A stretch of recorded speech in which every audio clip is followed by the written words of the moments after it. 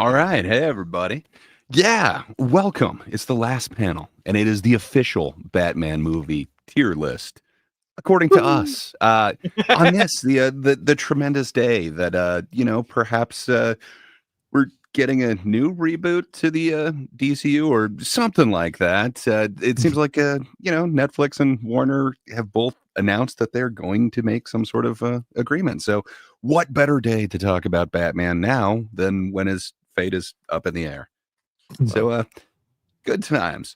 But yeah, this is a co-stream on a whole bunch of our channels, but the main channel is the last panel. So that's YouTube at the last panel 1. Come on over, subscribe. It is a hidden gem here. But yeah, make sure to like and subscribe, leave a comment, help with the algorithm things.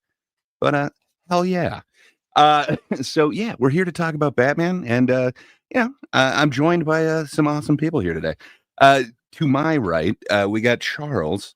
That's YouTube at Will Escredia. If it helps you, you can see it as Will E. Scredia. But yeah, YouTube at Will Escredia. Don't read that. That's not what you're going to find. Howdy. And you can get a large backlog of some great content on his channel.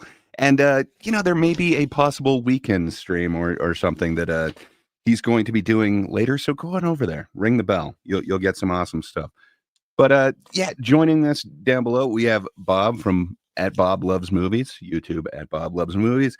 And yeah, he's got Dad's Turn to Talk on every Tuesday. And I believe next Tuesday you're talking about the Kill Bill, the whole bloody affair, if that's correct. Yeah, I went to see the whole bloody affair last night. That was really cool. It was fun getting to see the movie as one viewing experience as opposed to seeing it in 2 different volumes. Granted, yeah, you still had like an intermission between the 2, but there were a few adjustments based on the fact that it is supposed to be viewed as one movie. So I really enjoyed that. Like Grace said, on Tuesday we'll be talking about the movie, but we're also debating whether we're going to do a ranking of Tarantino's films or if we're going to do like a tier list for that. So one of the 2, it'll either be us giving our own rankings or a tier list, one of the 2, but it should be fun. S. Exactly. I know, that's why I'm saying I don't know if a tier list is going to be appropriate for this one. It might be better to do our own personal rankings. Well, hell yeah. I'm definitely looking forward to that. The one thing that kind of concerns me about that, what is the runtime? Is it like 4.5 or something? Yeah, so it was 4.5 hours long. And there is a 15-minute intermission. The 4.5-hour runtime does include the 15-minute intermission. And there is an end credit scene that's supposed to have the lost chapter that actually happens right. It chronologically in the film, it's supposed to happen right after she takes out Vivica A. Fox's character. And it's supposed to involve the sister from Gogo Yubari and her trying to get revenge on the bride. So yeah, there's that, plus there's an added or a few added moments in the origin of Oren Ishii. So that's a little bit longer. And then there the big fight scene there when she's going to take on Oren and she's taking on the crazy 88s. There's a few little adjustments there and stuff like that. So yeah, but it was a cool viewing experience. Yeah, if you're not down to sit there for 4.5 hours, it might not be your cup of tea. But to be honest, with some of the stinkers that I've seen this year, I'd much rather sit through that 4.5 hours than go see Snow White again, So yeah. Well, I mean, none of us got to experience this as one in an actual theater. I don't know. It just sounds like such an amazing experience. It was really cool. I had a good time with it. Yeah, I recently just watched most of both of them. My wife broke her leg earlier this year, and while we were waiting for like the surgery, they kept pushing it back. So we were there for what should have been short amount of time. It ended up being like a 5-hour chunk. But man, I wish I could have gotten kind of this experience and in a theater. So I might have to do that. Especially, man, I love those soundtracks. But sorry, I have. It's so good. I have ignored perhaps the most important person here, king of the last panel, the owner of the channel, Lapsed Comic Fan. Welcome to your own channel, sir. How you doing today? I'm good. I'm definitely not the most important person here, but yeah, I'm doing pretty good, man. I also would like to see all the movies, like the Kill Bill movies, is like kind of one thing. I've seen them back to back, but never as like one feature, which I think would be awesome. Yeah, I think so too, especially when they kind of cut out. I'm assuming that kind of, hey, I have failed at my job because I haven't introduced our latest and greatest panelist. That is Warren. Welcome, sir. You can catch him YouTube at Lunchbox Warren. And of course, you know that he is doing the adventures of Sig and Joe, and you can catch that over at Global Comics. But correct me if I'm wrong, you've got a draw stream scheduled for Tuesday, don't you, Warren? I have one scheduled for Tuesday, and I'm going to be doing one on Saturday too. So I just haven't scheduled that one. I was going to do the one on last Tuesday, but I rescheduled it because I was editing issue 4 of Sig and Joe. So Sig and Joe issue 4 should be going on to Global Comics here in the next week, I believe. I just got one more editor to go through, and it's my sister, and she's currently an English school teacher, and she is busy. So as soon as she gets some free time, she's going to go over my book for me. So, oh yeah, well that's awesome, man. Yeah, it just puts me to shame. I applaud the fact that you're able to get so much done, and get so many streams in too. Oh yeah. How you doing today, Warren? I'm doing all right. It's day 5 of my healthy little journey I'm trying out, and the diet's going really well. I quit smoking weed, and day 5 of that, and yeah, I'm fluctuating between all right and willing to choke a kitten. So I'm kind of going between those areas right now. Those first few days are the toughest, man. But dude, that's awesome. If you made it 5 days, you can make it longer. You got this. At least you had a canceled MSK stream. Yes, so, yes. Yeah. But tonight you're not in luck, buddy. No, and it's going to be fun tonight. Make sure you check that out, because I may rage quit about 30 minutes into it. So let's see how that goes. All right, guys. Well, I guess let's kind of get to it. Sorry, before we do that, it does look like there's a very awesome super chat coming in from Amanda Aaron. Hell yeah. I don't watch Batman movies, but I came to say hi, CP. You and Cody are overdue for live commentary. I think you are. You got to choose something, man. I answered. Fans are demanding. We're going to get around to something, but those of you with families and stuff have the holidays, so probably in January. But yeah, we'll figure something out. And she also requested Seed of Chucky. Ugh. Oh boy! Ugh. Oh, when it stops being good. Oh, Charles, double feature, Jason X, Spacein. And Puppet Kids in the same movie, dude. Come on, man. Same review. This is amazing. It works out perfectly. That is torture. You just have to throw on Leprechaun in the Hood, and it would be perfect trilogy right there. Ooh.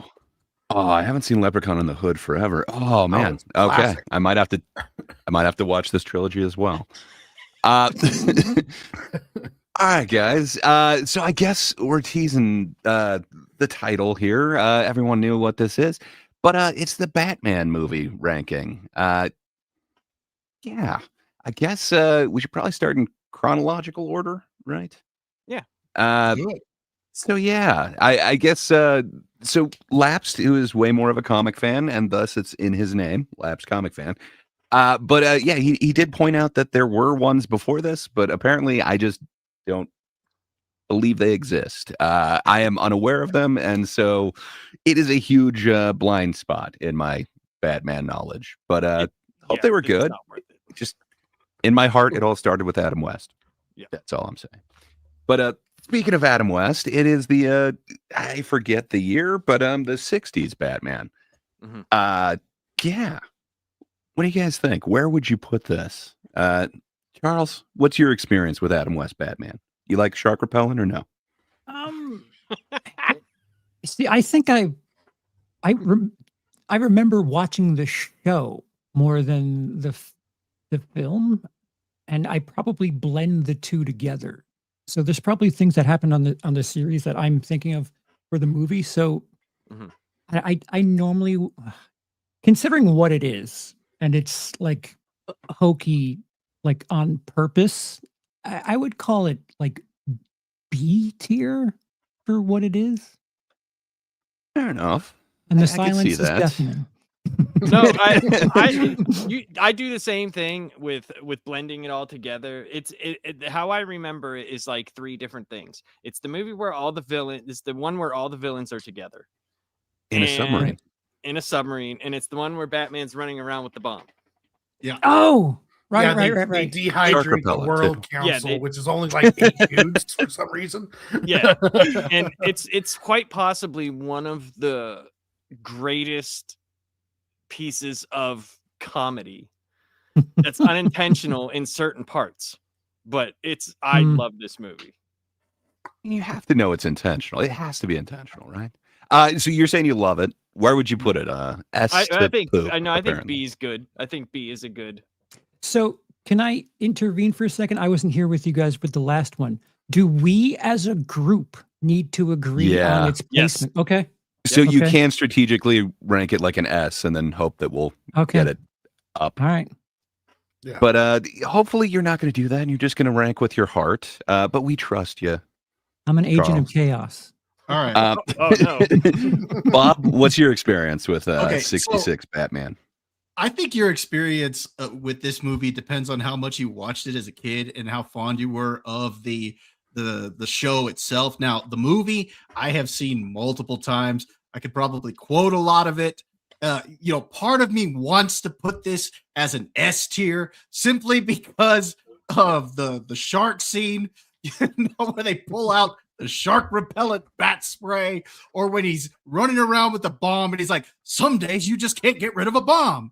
Or or that one of the riddles, the answer or the two answers were a bald point banana and Russians. And so Robin says, I've got it. Somebody Russian is going to slip on a banana peel and break their neck. Precisely, Robin. So, part of me wants to put it at an S tier for that. But as much as I love this show, this is a B at best. So I'm going to give it a B. Okay, so far everyone's going B. Warren, do you have a counter argument? Oh, I want to go S or A just because it does what it does so well, even though that if you look at it, like, it's not a great representation of Batman, of course, but it does just, it knows what it is and it lives in it. But I think B is a fair number. Like, if I go with my heart, I want to say S or A, but I'll go with B because I think B is fair if you really look at it. It did give us the great Simpsons thing where, he used carousel reversal spray. So, I mean, If I can white knight this movie for just a minute, I got to say, this is designed as a B movie, and it plays exactly that way. It's perfect as a B movie. As B, yeah, that's what I'm going to say. As a B movie, I don't think it belongs in S tier. Like, even if you're the best B movie ever, you're literally a B movie. That's how I always kind of viewed this one, but it is the perfect amount of camp. So nostalgically, if it's the S tier of B movies. See, they're yeah. That's what I'm saying. Nostalgically, it is S tier in my heart, but it is B tier in reality. Yeah, I'm not saying we're doing an objective ranking or anything like this, but it's a B movie. I don't see how a B movie could be S tier.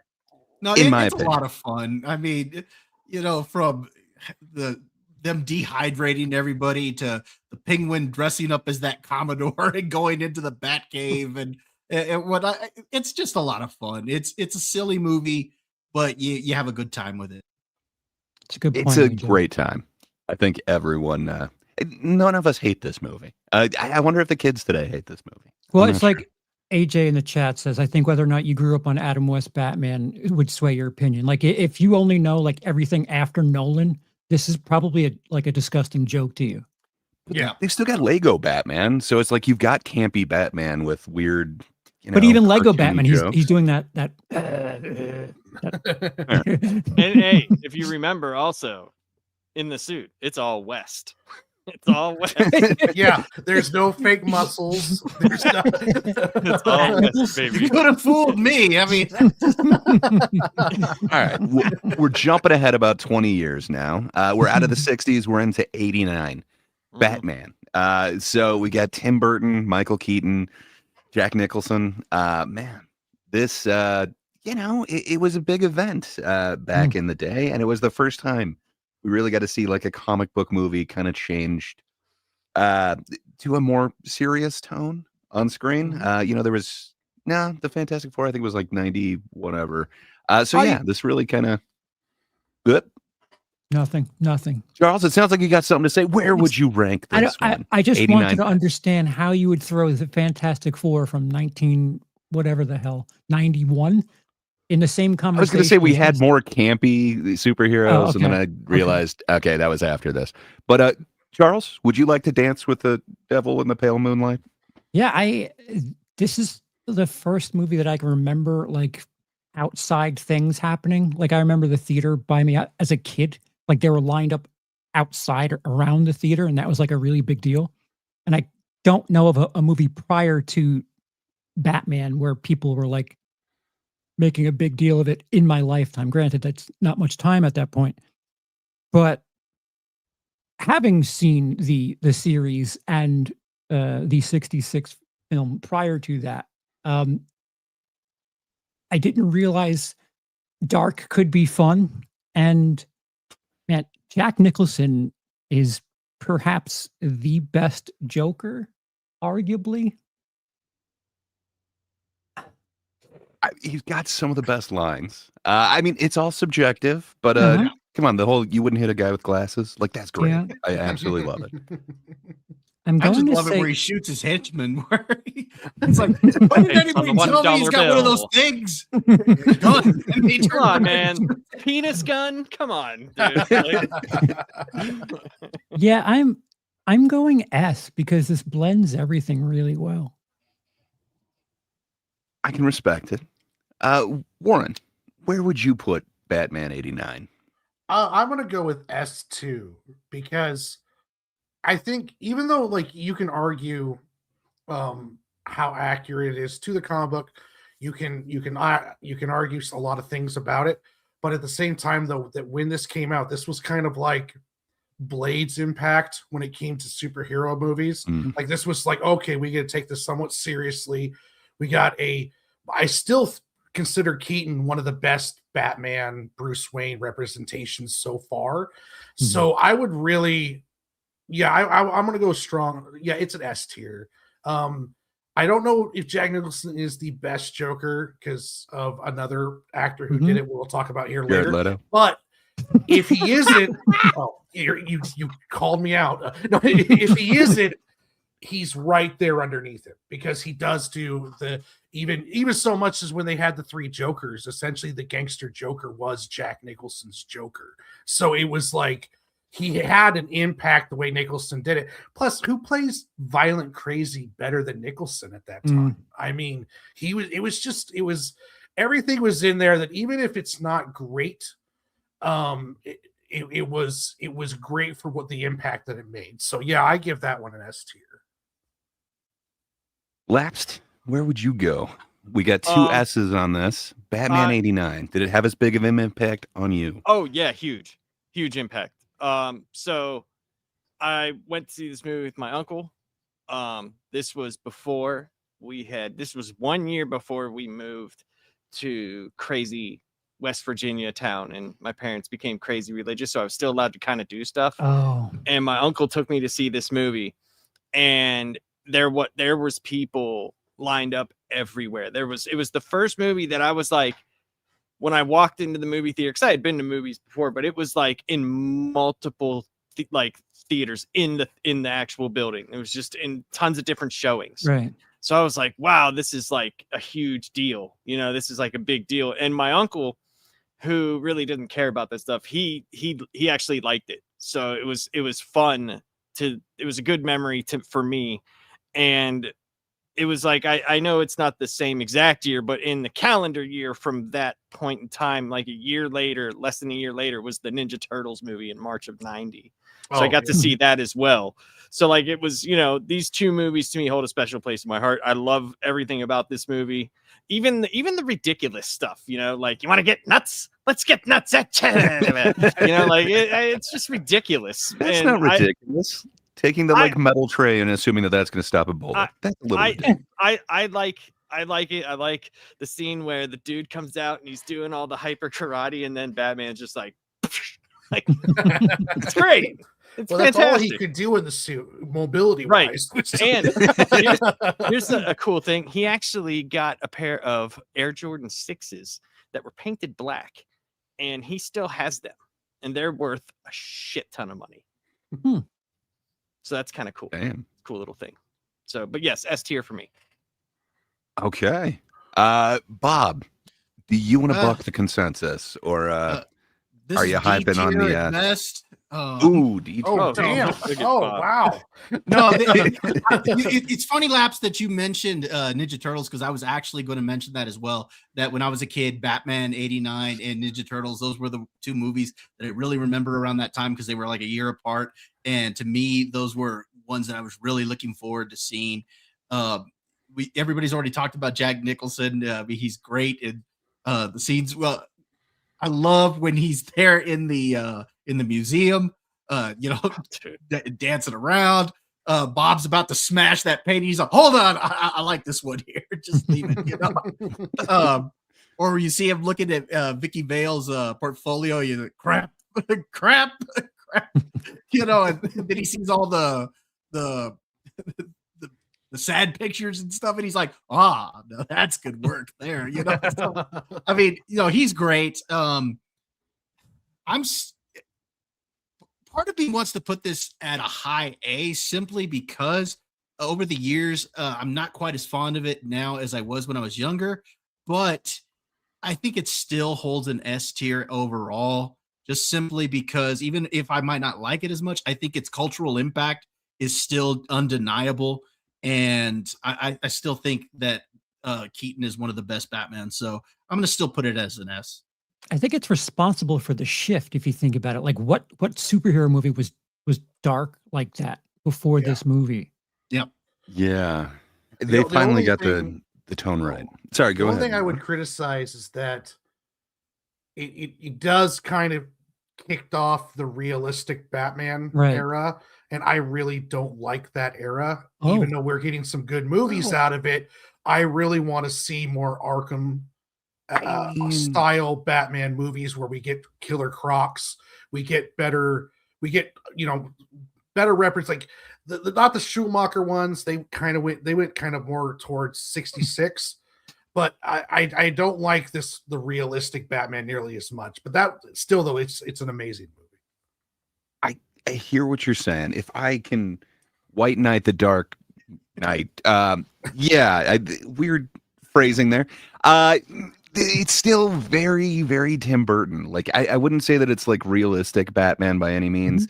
I mean, it's still comic book-esque, but I love how dark they were able to go with it. If I am going to fault it with something, it is the fact that it did give us that like pop song thing.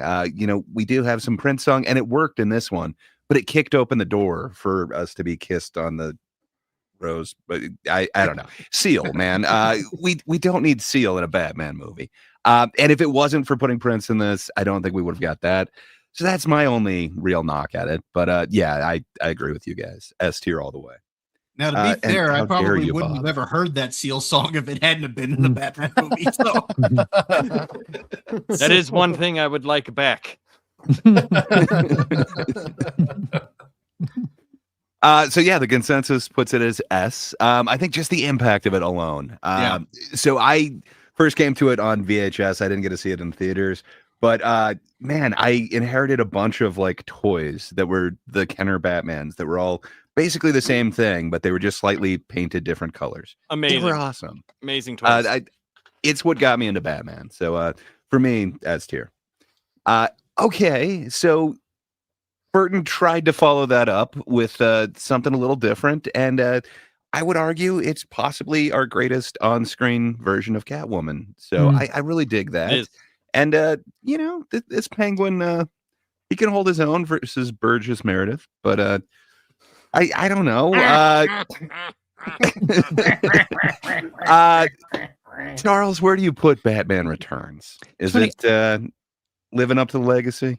I recently just rewatched it like a day or two ago, and I thought I appreciated it more than the first one. And after rewatching it, I think I don't. I think it's a little too extra Burton on top. The Catwoman is incredible, gorgeous, but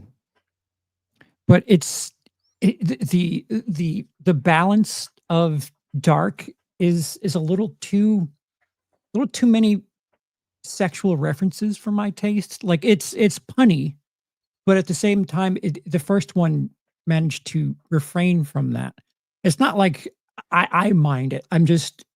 I would think twice about having it around for a kid or something. It's a high A for me, even though going into that viewing, I figured it was better than the original Batman. I think kids are so maybe I'm wrong, and as a non-parent, I don't know. I just know I was a kid that experienced this movie, and a lot of that stuff went over my head. But man, did I like Catwoman!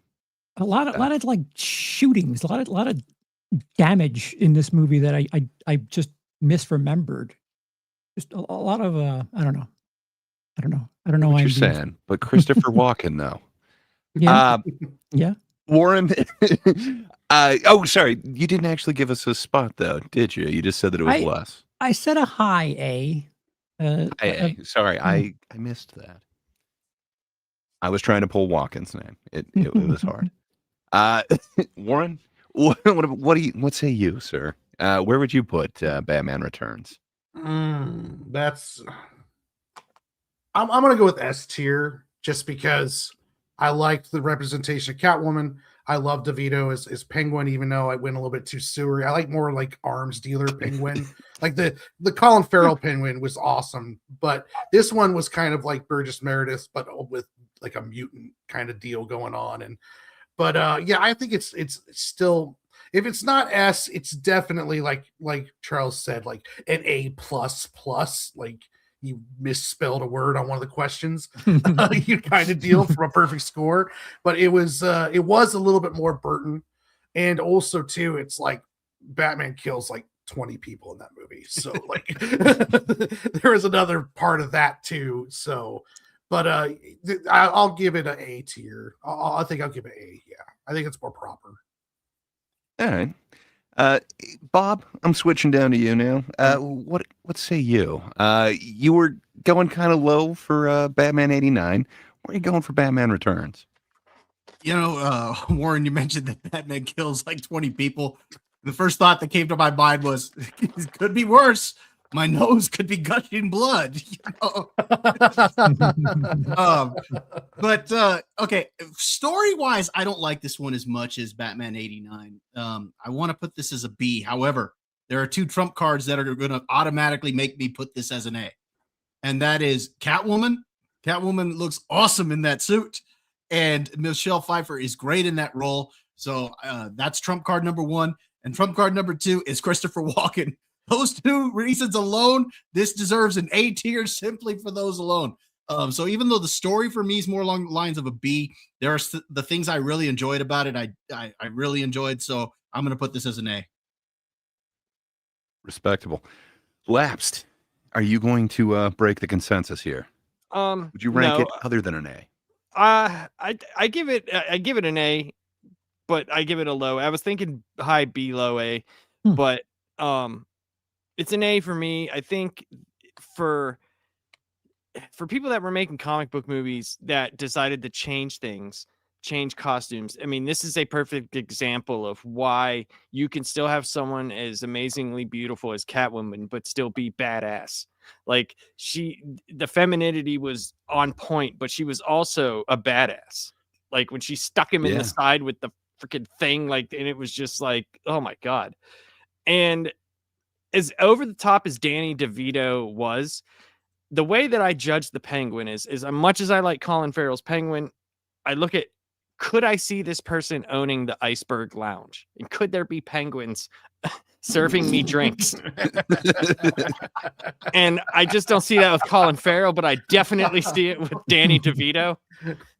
And I mean, the story is weaker, in my opinion, but the overall, I thought it got the city correct. Gotham, I thought, looked great. And there's only one other Gotham I like better. But for as the comic books were at the time, with the cultural shift from The Dark Knight Returns to what they were going up to into the 90s with like No Man's Land and stuff like that, I thought the city was represented very good. And even with the crazy people, circus people in the beginning, there was a lot of that type of stuff.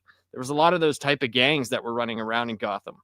And I like the movie a lot, but the story's a little bit weaker for me, but I thought the characters were great.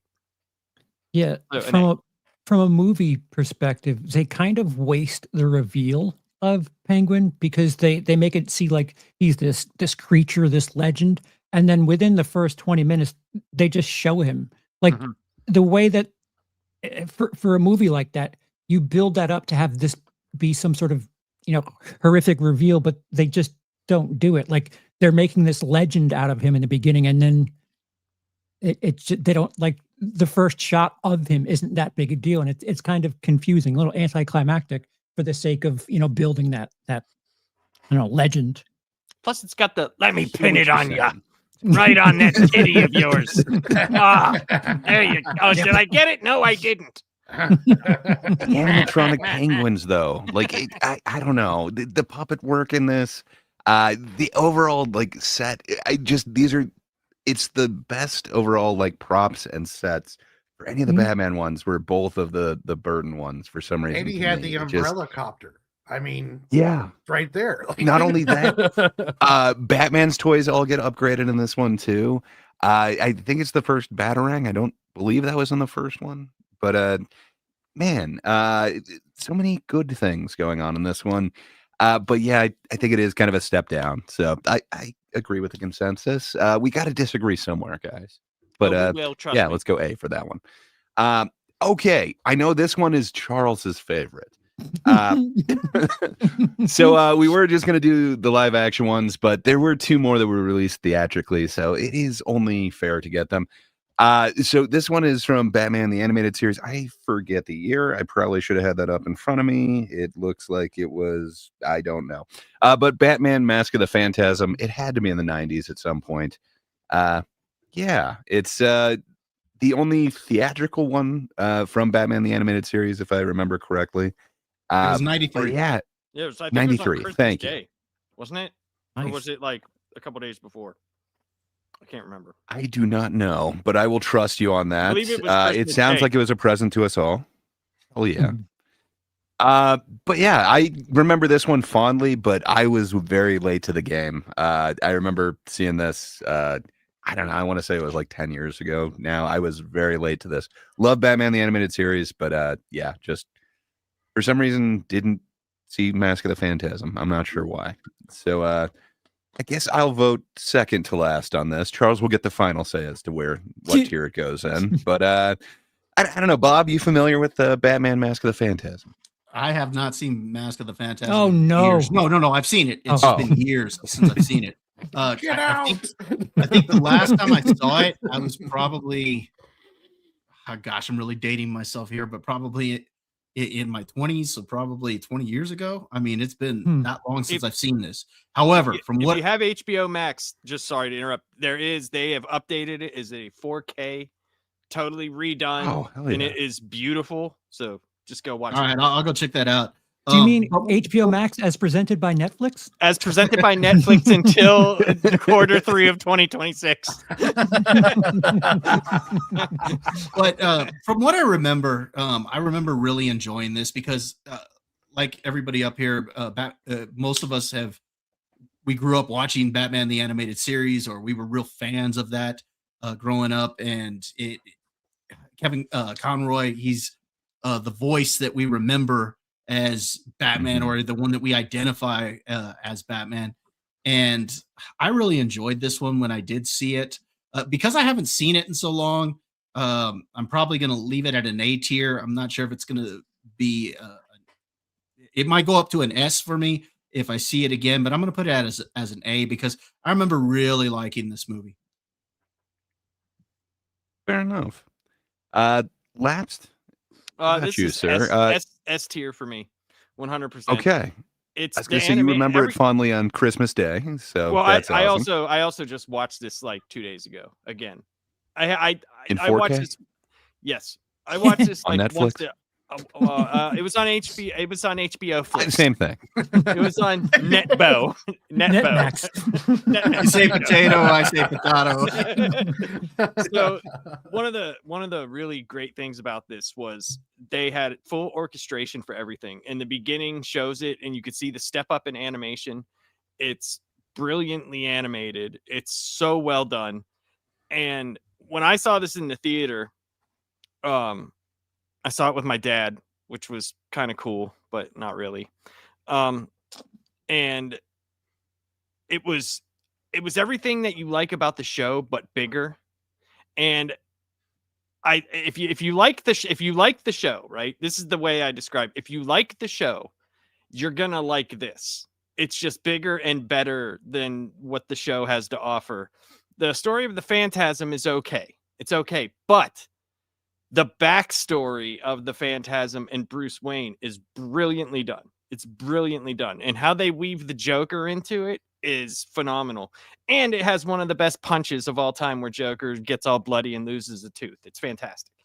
So for me, S tier all the way. Okay, respectable. Warren, do you have a history with the Mask of the Phantasm? Oh yeah, S tier. It was kind, I grew up on the TV, the animated series. That is still my definitive version of Batman so far in any form of media, except for comics. I mean, but that is like, aside from comics, that's the best translation of Batman, I think, so far. And Mask of Phantasm, just like Lap said, was just up in the game on everything for a movie. So yeah, definitely S tier. Oh yeah. I can definitely respect your decision. But as an asshole, I gotta say, I like Batman 89 and Batman Returns a little bit more. So I'd go S tier, but just like a little bit less. Everything that you said, though, yes, this is kind of the most comically accurate Batman. Everything that Bob was saying about it, like Kevin Conroy is the man. I dig it. I'm glad that he got a theatrical release as Batman because he fucking deserves it. But yeah, for me, subjectively, I'd put it lowest A that we have so far. So Okay. Behind Batman Returns. Bob, I forget. Did you say A tier? Yeah, I'm saying A. So we got two A's, two S's. Charles, you're the tiebreaker. Where does this go? As one who's never seen it. I have ... question mark. We could flip a coin if we need to. No, I'm okay with it being on a lower A tier, just because we weren't gonna do animated, and I only added it because, like I said, those were two major releases. But I'm okay with that. It doesn't take away from my enjoyment of the movie. So I'm the same way too. I'm okay with an A. So better or worse than Returns then? Oh, I definitely like this better than Returns. Okay, 100%. Since it was two S's, I think it should go on the other side of Returns. So same. All right, let's put her there. All right, I know this is at least one person on the panel's favorite one. So Schumacher is now in. They went ahead and kicked Tim Burton out, but hey, we've got Jim Carrey and Tommy Lee Jones this time. So yeah. Hey Bob, how do you feel about Batman Forever? Bat nipples, S tier, easily, So, for me, I really do like Batman Forever. I kind of would really have loved to have seen the Schumacher cut that's rumored to be out there, the kind of the darker version. But for me, this is a solid. I'm going to say a solid A movie. Because to me, this almost feels more like a comic book world than what the than what Batman 89 and Batman Returns feel like. So to me, I think this is closer as far as as feeling more like the comic book. Jim Carrey is great as the Riddler. The downside I would actually give is Tommy Lee Jones as Two-Face. I think that was a step down from Billy D. Williams. I think I wish they would have kept him in the role. That would have been awesome. Also, I know some people are not a big fan of Chris O'Donnell as Robin, but I was fine with him. I do like the inclusion of Robin. I think it was about time that we actually have Robin in one of the Batman movies. So for me, this is a solid A. Okay, I hear you. Lapsed as a I will. a big fan of the comic book. How did Tommy Lee Jones work for you? Is that I your will Two-Face? politely disagree. This is a D tier for me personally. That's fine. You can be wrong. That's okay. I say, well, I'm wrong. I'm wrong about a lot of things. So I mean, No, it's cool. no different than most things in life. But I did like the deleted scene of the Bat coming in because that's very big in Batman lore. The main problem I had with this is the things that Bob mentioned that were good, they detracted because they went backwards. You can see where in The Dark Knight Returns, the comic book, is the quintessential, this is the dark telling of Batman, and this is where we're going now. Frank Miller was like, this is where Batman is going. And that's where a lot of the comic books started going, up until the point where, like I said, we got No Man's Land and we got Nightfall. We got a lot of those things. The story was so lighthearted that it didn't match the tone of where everything in Batman was going to that point. We already had, the animated series. We had certain things that were out that were the right way to do Batman. And I know why they did this. Like, everybody knows why they did this, because Batman Returns, they geared it towards kids. I mean, there were Burger King kids cups with like Catwoman's abs and like shit. You know what I mean? There was just, and Martin was just like, I God remember damn that it, shit. Tim Burton. Like, this is a voluptuous shaped butt. People cannot drink Coke out of that. Oh, I can. I have no problem doing it. But, right now. but you know what I mean? Like, it just seemed to me it went in the opposite way. And I think when you see Riddler and Jim Carrey, I think people's minds go, that works. But for me, it didn't. It didn't work. I think the Riddler is the most underutilized Batman villain. And the reason why the Riddler, you have to have the riddles. If you don't have the riddles and they're not good, right, then it doesn't work. That's why if you watch like the animated series, it's halfway there. Yes, Edward Nygma, yeah. But if you watch the animated series, the Riddler's not in it as much as you think he is, right? You think he is, but he's not. It's the reason why he's not is because they sat there forever and had the right riddles that were like half decent. Because if you just play him up to be like another jokey guy but uses riddles, he's just the Joker, and with a green suit and question marks. So, like, and a flat top, a red flat top. Right. So, I mean, They gave him a just question mark cane or something. They sure did. It just overall didn't work for me, but yeah, it's better than the next one. I'll say that. But it was D for me. Warren, do you disagree? Was this your Batman Forever? MSK Forever. There's some good stuff about it. Like, I liked Val Kilmer as Batman. Jim Carrey played Batman 66 Riddler. Tommy Lee Jones had no idea who Batman was, never read a comic, never prepared for it, and all he did was saw what Jim Carrey did and just acted like Jim Carrey. It was like having two Riddlers from 66 in the same movie. Very similar to how Joker in Batman 66 and Riddler were. They were really hard to tell apart. Joel Schumacher, I don't think, has ever read a Batman comic. So again, like, there was some positives to this, but at the same time, it was just like, it just, a lot of it didn't work. So for me, it is a D. Like, I wanted to go see because of Kilmer, and there was some good stuff. I liked Chris O'Donnell's addition, even though they probably should have went with a younger Robin. but Val Kilmer wasn't bad as Uh-uh. Batman, in my opinion. I think he's such a great actor, and it's that Bruce Wayne, playboy, tragic child, Batman are the three personalities you have to play, and not many actors have done it as very well, and Val Kilmer could. But the rest of it was just like, like the Two-Face was freaking terrible. Absolutely terrible. He just acted like Jim Carrey. It's like Tommy Lee Jones. It's like, dude, pick up a fucking comic, man. Like just one page or something. But yeah, so it's a D for me. But you guys are forgetting the most important thing. Nicole Kidman in those satin sheets. That automatically brings this up. I was literally going to ask. I forgot until I just looked at the cover. Nicole Kidman's in this one? Yeah. Huh. Before we go on, this is a fantastic comment. So, Adam, I'm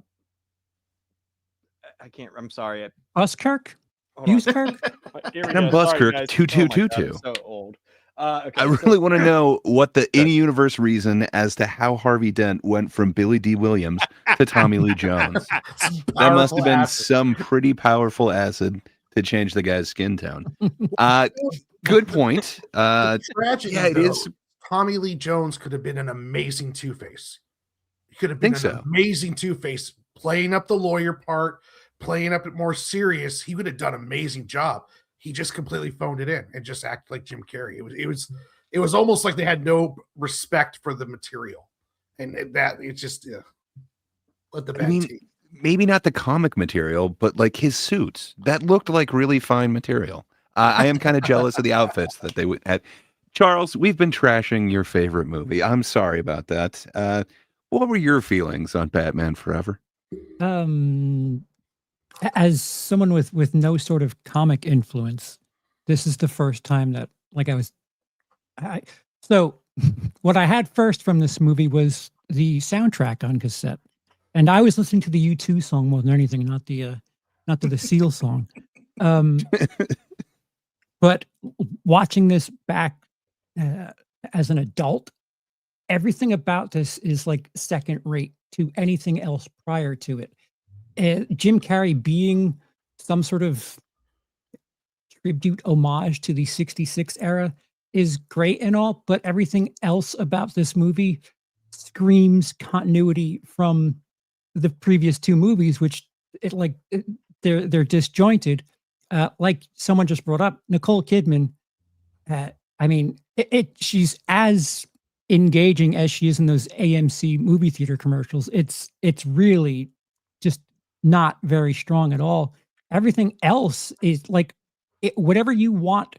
I can name you a better version of that character in anywhere else in the storyline.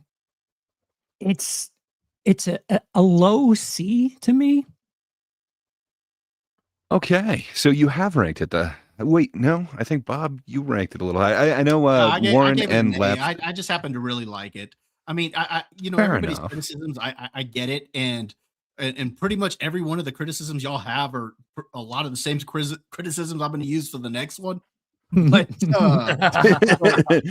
yeah, just for some reason though, I still liked this one. I mean, I agree with the criticisms, but I don't know. This is still fun to me. Fair enough. Yeah. Respectable. So we got an A, a low C, 2 Ds. I want to like this movie, but I go back and I actually see what is put onto the film. I don't know, man. Like the bat ears should not be flopping around while he's running. Like he shouldn't be running. Like why? It's very strange. Choices were made with this. I basically agree with everything that Laps and Warren were saying on this. I want to like it, but man, it's really tough. It's making me not be able to support it. I want to White Knight this, but unfortunately I can't. I like Kilmer as I guess his Batman is okay. The suit does a lot of the heavy lifting, but his Bruce Wayne works for me. I kind of wish they gave him more chance with an actual story that he could have done, but I'm glad he got a Dawn, the cape and cowl, but Yeah, this one to me is a D. So that gives us 3 Ds, 1 C, and an A. So So Puts it it would what be, around a C? yeah, it that would makes it a be like C C. ish. Yeah, That's a low All C. right. low Yeah, C. probably Yeah, around the it's low low C. C. Yep. Fair enough. Okay. Well, I think it is like the previous one, but slightly elevated. Not only do we have Chris O'Donnell as Robin, but now we've got Alicia Silverstone as I don't remember, and then Uma Thurman. I mean, who doesn't like Uma Thurman as Poison Ivy? Not to mention, perhaps the greatest on-screen Batman villain, Mister Freeze, by the one and only Arnold Schwarzenegger. Surely you can't hate this one too, Warren, right? Oh, geez. We're forgetting though. This is absolutely the worst representation of Bane, probably in any form of media ever. Like it was just a complete utter failure as Bane. Everyone was phoning it in. Who pictured Arnold Schwarzenegger as a cryogenic scientist is beyond me. The quips were all over the place. The one-liners. Everybody, You got the Alicia Silverstone Batgirl ass scene. For some reason, Jim Gordon has absolutely no role in any of these Batman movies, let alone except for Mask of Phantasm. But the other ones, Jim Gordon is like gone. Even in '66 Batman, Jim Gordon is like a side character that doesn't really mean anything. So yeah, for me, this is poop. Easily poop. If there was a tier lower, Are you than forgetting poop, the I'd- bat skates though? Come on. Mm. They're harkening back to the 66 one. Now he's got gadgets that are situation specific. I mean, bat skates. Who would have thought that he'd need those? That's why I'm in therapy. It's because of Yeah. Fair enough. Bob, you gotta like this one more than Batman Forever, right? Well, where Batman Forever has bat nipples, this one has twice as many bat nipples in it. It's got 3 times as many asses in it. At the end of the day, I do think this is poop. I think this is garbage. Now, to be honest, I have seen interviews where Schumacher was saying he tried to make it like this. So if that's the case, I mean, he succeeded. Mm. Maybe this is the S tier of poop, but yeah, it's pretty bad. The casting choices Forgetting Clooney though. Yeah, the casting choices are very questionable. Again, where I like Chris O'Donnell in Batman Forever, I don't particularly like him in this one, but I don't like any of the actors in this one. I think they're all pretty bad, and a lot of that has to do with the material that they're given with this. So I am going to say poop with this one. Take 2 of these and call me in the morning. Lapsed. Forget about that. Don't forget about that Batman credit card that he's got. Oh God! credit card. Never leaves the cave without it. I mean, you can't. You might have an emergency. Lapsed. Are you happy that we finally got Mr. Freeze on screen and Nope. you finally get to see the backstory there? Oh, Nope. come on. It's so poignant. I need to conduct everybody. 3-4 timing, everyone. I don't know. It was oh my God. This movie is so bad. It's one of those things that like I can watch because it's so bad. And like the whole plot with Poison Ivy. I'm gonna wear my rubber lips. And it does not work, you see. And it's just like it harkened back to everything that was wrong with Batman, but not done in the right style. Like Batman 66 was camp for the sake of camp. They might have made this movie to be campy, and that's fine, but that wasn't the way that we as a society was moving. That wasn't the way, it was 1997, man. Everything was, counterculture at that point in time. And this wasn't even the opposite of counterculture. This was just bad. It was just not good. And bat skates, well, you might need them. I don't want to see them. It's not what I had.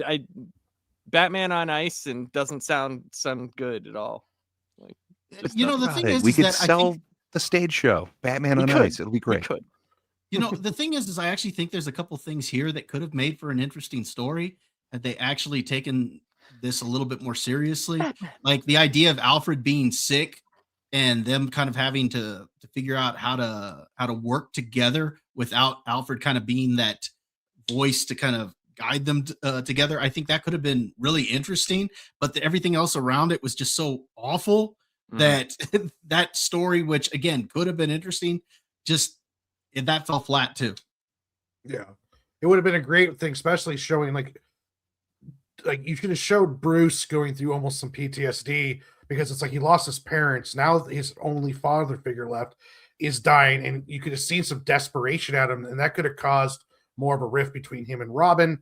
They kind of started doing the whole Robin Batman rift in that, but it was really just because of ridiculous. But yeah, there's a lot of stuff they could have done. It's just they completely failure all the way around. Robin didn't refill the Nescafe. That's what happened. Yeah. He was just, George Clooney was just upset. He was upset. Charles, I know you're a fan of the Clunes, and I'm sorry that we have besmirched one of your favorite films. What are you trying to put all these not true thoughts in my head, sir? What's your feelings on Batman Forever? Oh, no, sorry. Batman and Robin. Excuse me. Everything I feel about Batman Forever, the volume is just turned up on this, and in the negative way. It's just very, very bad.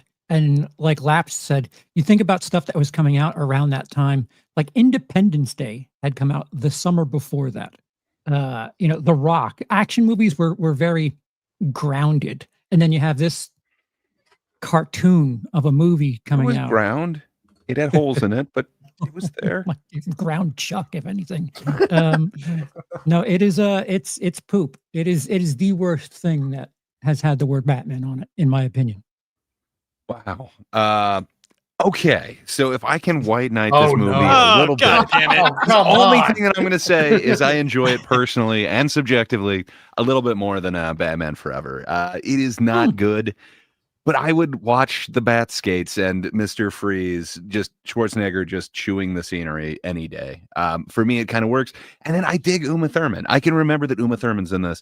I totally forgot that Nicole Kidman's in Batman Forever. I couldn't tell you what she does. Uma is hot. I remember more of this doubt. in a positive memory, but it's not a good film. It is. I'm sure there's some 5-year-old kid that watched this a bit when he was younger and, thinking, yeah, this is my favorite movie. And then growing up and realizing, oh, the favorite thing of mine when I was 5 actually sucks. Like we all have that moment. You know what's sad? Well, it was not a favorite thing actually or anything. My sister-in-law's favorite Batman movie. No. He loves Oh, George no. Oh, She no. I loves can sit there and watch it. George is all I'm Clooney doesn't saying. even love his portrayal of Batman. I'm telling you, dude, she is obsessed with that cigarette butt of a human. Well, I'm definitely not giving it S tier, so I think no matter what, that puts it in poop, right? That's 4 poops and whatever I'm gonna give it. So I just wanted to hear 4 grown men say poop. Poop all in the same all right. Well, yeah. All right, so we took a break for I believe over a decade at this point because Just of shy of that poop that we just declared. So yeah, then finally a different director, a director known for slightly more serious films, The Following and Memento, and I think he had one more. Yeah. The one in Alaska with Pacino. Now I'm blanking on it. Insomnia. Insomnia. Thank you. I wanted to call it whatever, the photo one with Robin Williams, and I was like, no, not that one. The other one. Yeah. So Nolan got to take over it, and he went for a grittier, more real life, more realistic, less comic book take on it. It swept the nation. Bob, did it get you? Were you swept up in the Batman Begins? All right, this is actually my favorite Batman film. I'm not saying it's the best Batman film. There's another one on this list that I'll put ahead of that, but it is my favorite. I love the origin story. I love how they take time and actually building him up to be Batman. I mean, you don't actually see him in the costume until, what is it? Almost an hour into the movie. And I love Nolan as a director. Hans Zimmer doing the score. I think this is great. The only down I could probably give this would be Katie Holmes. She's not my favorite love interest. I'm not saying she's bad. It's just she's not my favorite love interest that he's had in any of the films. But I love this. I think they do a pretty good job of actually balancing out all of the villains, and you kind of see a little bit of different villains. You see, Carmine Falcone. So you see the underworld. You see the Scarecrow. You see Ra's al Ghul. You see all these different characters, and I think they did a pretty good job balancing them out. So for me, this is an S tier. I love it. I understand, it's not the most comic accurate Batman because, again, it goes for that real world element, but just the buildup and the story is great. I think this is actually Bale's best performance as Batman because this is the one he doesn't sound like he's gargling marbles the whole time. But yeah, for me, this is an S tier. I love this movie. That's respectable. Charles, I think you happen to appreciate Nolan's work. I do. Was this one impactful for you? Batman Begins. Yeah. Again, I'm not well versed on the comic stuff. So as the antidote to Batman and Robin, this being like really, really grounded, I like the idea of showing us just what type of training, what type of things a Bruce Wayne would have to do and show us like what his money does instead of just having a rich guy in a mansion, like his all of the stuff that gets sent to factories that he's getting caught stealing. Like Wayne is all over the place. Like it was subtle, but it was a nice little touch that, oh yeah, he's super rich and he's just not, just a playboy. He's more than that. And having the experience of seeing how he trains for things, and it's not just a guy in a suit. He's actually he can kick and things, and is not just a man with toys. I actually prefer Katie Holmes to everyone else that assumes her character in that trilogy there. Oh, that I'll agree with. I do think she's better than Maggie Gyllenhaal. Yeah. But Yeah, I was actually I was bummed out that it was Maggie Gyllenhaal after this, but Can you ever be bummed out by Maggie Gyllenhaal? I'm just this wow. one Sorry. you have to watch The Gift, sir. That's all I'll tell you, for no other reason than for strategic studying purposes. But yeah, this is an A for me, a strong A. All right. Also Again, respectable. Again, not a comic kid. I'm the movie kid here, so be gentle. Well, as a comic kid, and you don't have to be super gentle, Warren, but what do you think of Batman Begins, Nolan's more gritty take? You said that you didn't like the era that was brought in. Here's kind of the main era of it. Your thoughts, sir? I don't like realistic Batman, but what Batman Begins does better than the original 89 Batman is that it gives all of the side characters more respect. Alfred is much more is beautifully played. Gordon is actually Gordon. They play respect to everybody. That's the whole trilogy did that through the whole thing. They played respect to these side characters. So for me, Batman Begins is an S tier because I rewatched it recently, and even though I don't like the realism, and I'm not a fan of killing the villain, I don't think you always should have to kill the villain at the end of these movies, which would seem like you really. Who would have loved to seen Jack Nicholson's Joker in a padded cell in Batman Returns? Who would have liked to seen Catwoman stick around for a couple more movies? So, but to me, this is an S tier movie. It plays respect. It has one of my favorite Batmobiles. I absolutely love the Tumbler, not because of the aesthetic, but just because of the engineering of it, I just absolutely loved the way the wheels worked. I loved the look of it. There are some problems with it, and I think Bale's performance is the weakest in the movie, but I still think it's an S tier movie. It just hits all the right beats, and it gives respect to the side characters that have not gotten no respect in any of those iterations except for Phantasm. Like all of the live action iterations we've gone through before, Gordon was a joke and not even a part of the movie. And now we get to see a real Gordon. We get to see a good Alfred, even though 89 Alfred is not bad. It's just it's you know, the Begins Alfred is just, you know, Michael Caine, you know, it's just top tier. Yeah, so it's S tier for me on Begins. I totally get it. Lapsed. Is it as highly regarded by you, sir? I give it Batman an A. Begins. An A. Okay.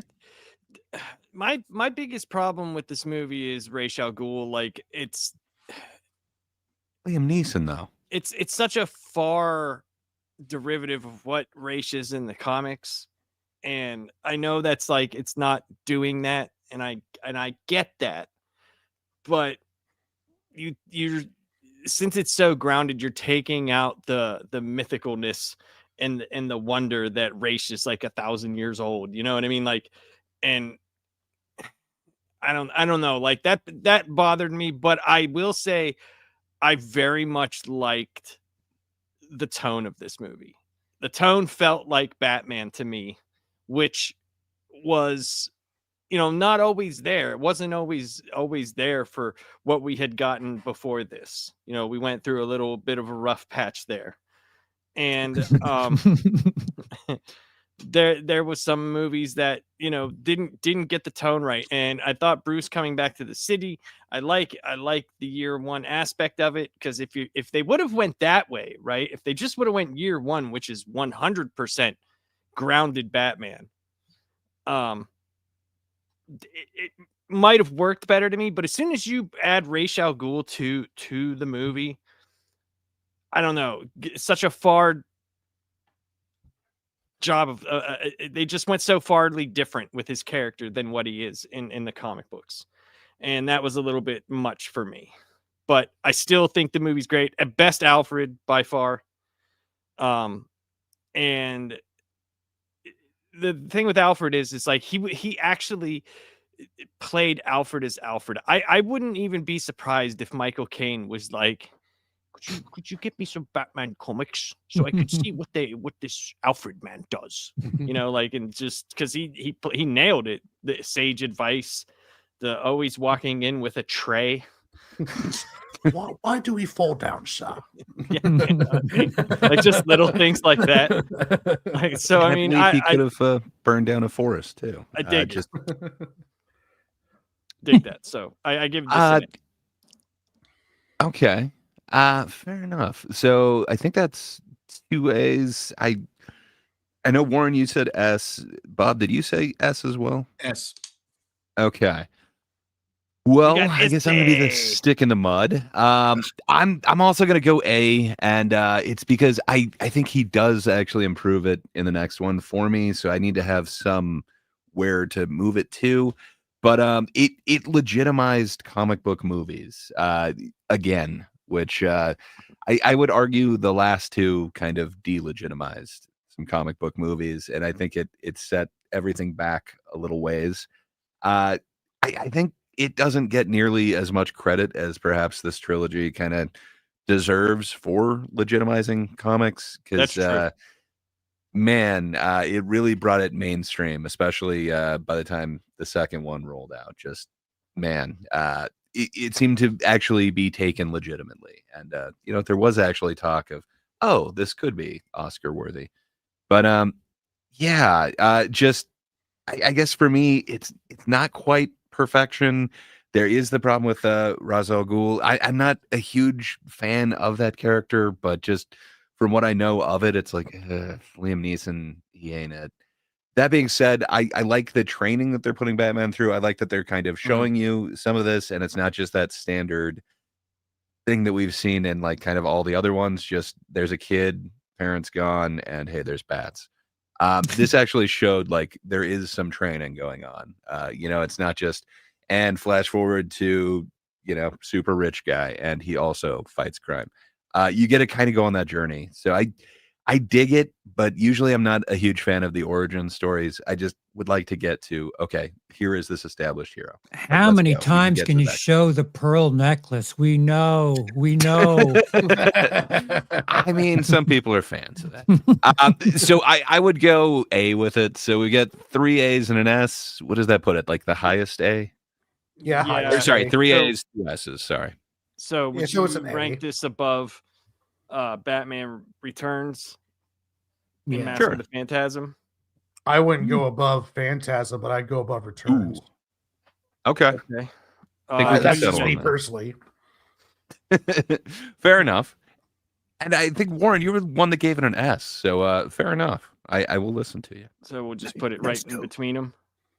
Is that cool with everybody? I think that works. Okay. Yeah. Okay. So that brings us to The Dark Knight. So we hit over $1 billion with this one, with the box office revenue. It really kind of legitimized the series. Charles, I think you happen to be kind of fond of this particular movie. Yes. A little bit. I do. I don't watch Heat for my robbery movies. I watch The Dark Knight for my bank heist crime movies. No, it's flawless. It's the movie that has given WB fits because they can't match this for what 15 years now, nearly 20 years now. It's flawless as far as grounded real life type shit is concerned. I've seen it at least 15 times, and even when I'm rewatching it, I need everyone around to shut up because I enjoy the ride so much. I have no notes. Flawless. Okay, so I assume that would be above 89 for you. Okay, Yes, the highest as possible. No notes. Ooh, I got a couple, but we'll get into that in a minute. I can't wait. Get the night ready. I guess let's just go down in order. Warren, your thoughts on The Dark Knight? For me, it's an A. It's so hard to say that because it has one of the most beautiful opening scenes in a comic book movie. Heath Ledger's portrayal of Joker is the strongest villain portrayal in a movie, a comic book hero movie that I think I've seen. Not off the top of my head, it's one of the strongest. But the film does have its flaws. I don't think it holds up as well storyline wise. Christian Bale's Batman is the worst acting or character. Christian Bale is the worst actor in The Dark Knight. Everyone else. What do you mean? Everyone else is hitting great while Christian Bale is doing duck lips while trying to make his Batman voice. And for me, yeah, it was an A because it just doesn't hold up as well storyline wise. There's a lot of stuff that was like kind of cool, but it just didn't work for me. So yeah, I'm gonna go with A with this one. Okay. I would like to point out that while Bale may be doing the duck lips, you believe it's an American duck. Yes. His accent really isn't seen there. All right, Bob, what's your thoughts on The Dark Knight? Where I said that Batman Begins was my favorite Batman, I would argue still, though, that this is the best Batman movie. And I would argue that this is not just the best Batman movie, but one of the best comic book movies, if not the best comic book movie. I think this is fantastic. From that standpoint, Heath Ledger was already mentioned. His performance is amazing. In this, it really stands out. Even if he hadn't passed on, I still think he would have won the Academy Award for this. Like, I don't think this was a consolation prize because he passed away. I think that he would have won this regardless. And you're forgetting RDJ. That was an interesting time right there for Tropic Thunder. True, but fair enough. Also, I the storyline itself, I really enjoy it. Where you talked about Warren, how the side characters got a lot of respect in the previous film. I think they really give Gordon a lot of respect in this film, and Yeah. Gary Oldman is awesome as Jim Gordon in this. Just a just a fun story with the Dark Knight. When I saw this, I was in San Antonio doing my AIT as an Army medic, and I went to the theater on a weekend pass, and lo and behold, the entire theater was filled with Army medics. And it got to the one scene where the phone is ringing and it's sewed into the guy's chest. And when the phone rings, you got the medic there in the movie saying, "Oh, it looks like he's got some kind of contusion." And as soon as he said contusion, every single medic in the theater were all, because we had just been learning about contusions and bruises and all this stuff. So we're all, and I'm thinking to myself, well, gosh, you can't take us anywhere. But yeah, the movie itself, I think, is just very well done. I think the representation of Two-Face is actually very good here as well. I think it's a strong representation how you take this character who is this white knight, and that was the Joker's plan to bring him down a level and where he ends up. Now, this is a case in which I wish the character would have lived as well, but I like the ending of this film and the ending of Batman Begins. I think they're both very strong endings. In this case, where you see him, on the run, and you get that whole speech by Gordon as he's talking to his son, saying he's the hero that we need, but not the one we deserve, or something like that. And or no, he's the hero we need, but not the one we deserve. Or I'm getting it backwards, but yeah, that whole speech I think is awesome. So yeah, for me, this is an S tier. Oh yeah. Lapsed. What's your thoughts on the Dark Knight, sir? You like the gritty realism? Okay. So the problem I have with this movie is it was such a strong portrayal of the Joker by Heath Ledger that I thought that Harvey Dent's Two-Face it should have been set up for the next movie. That's what I thought, because they just made it out to be like, okay, he had this accident and Batman picked him over his girlfriend, as opposed to him going insane and having Big Bad Harv in his head and having that be something that haunted him, and him getting convictions based on the work that he would do under a mask. He would do crazy shit. And I don't know. It fell flat for me with Two-Face. I thought the makeup looked great. I thought that was cool.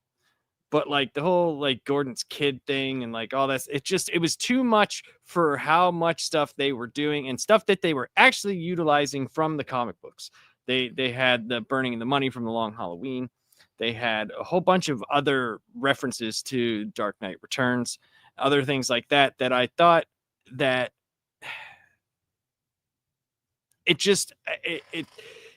I don't know.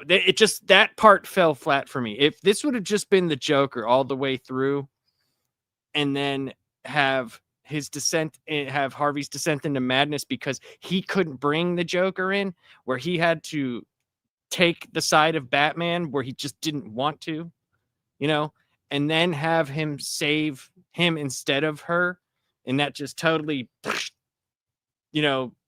busts his mind, and he's like gone crazy and discredited, and then has the accident at the end of the movie and could possibly be in the third movie as opposed to what we ended up getting. Yeah, I give this an A. I still like the movie a lot. I still do. I still like the movie a lot. And I don't know. I just really didn't care about Two-Face in this movie at all, because we had something that was so special and never, especially, now that afterwards Heath Ledger died. We're never going to have it again. And if this was just all dedicated to him, especially with the way that the first movie ended with the card and the joke, all that stuff, it would have been great. It would have been great. But yeah, but I understand everybody's reasoning on why they think this is one of the best movies. Two-Face serves a purpose as a tertiary character here, because in the beginning, he's talking about Gotham.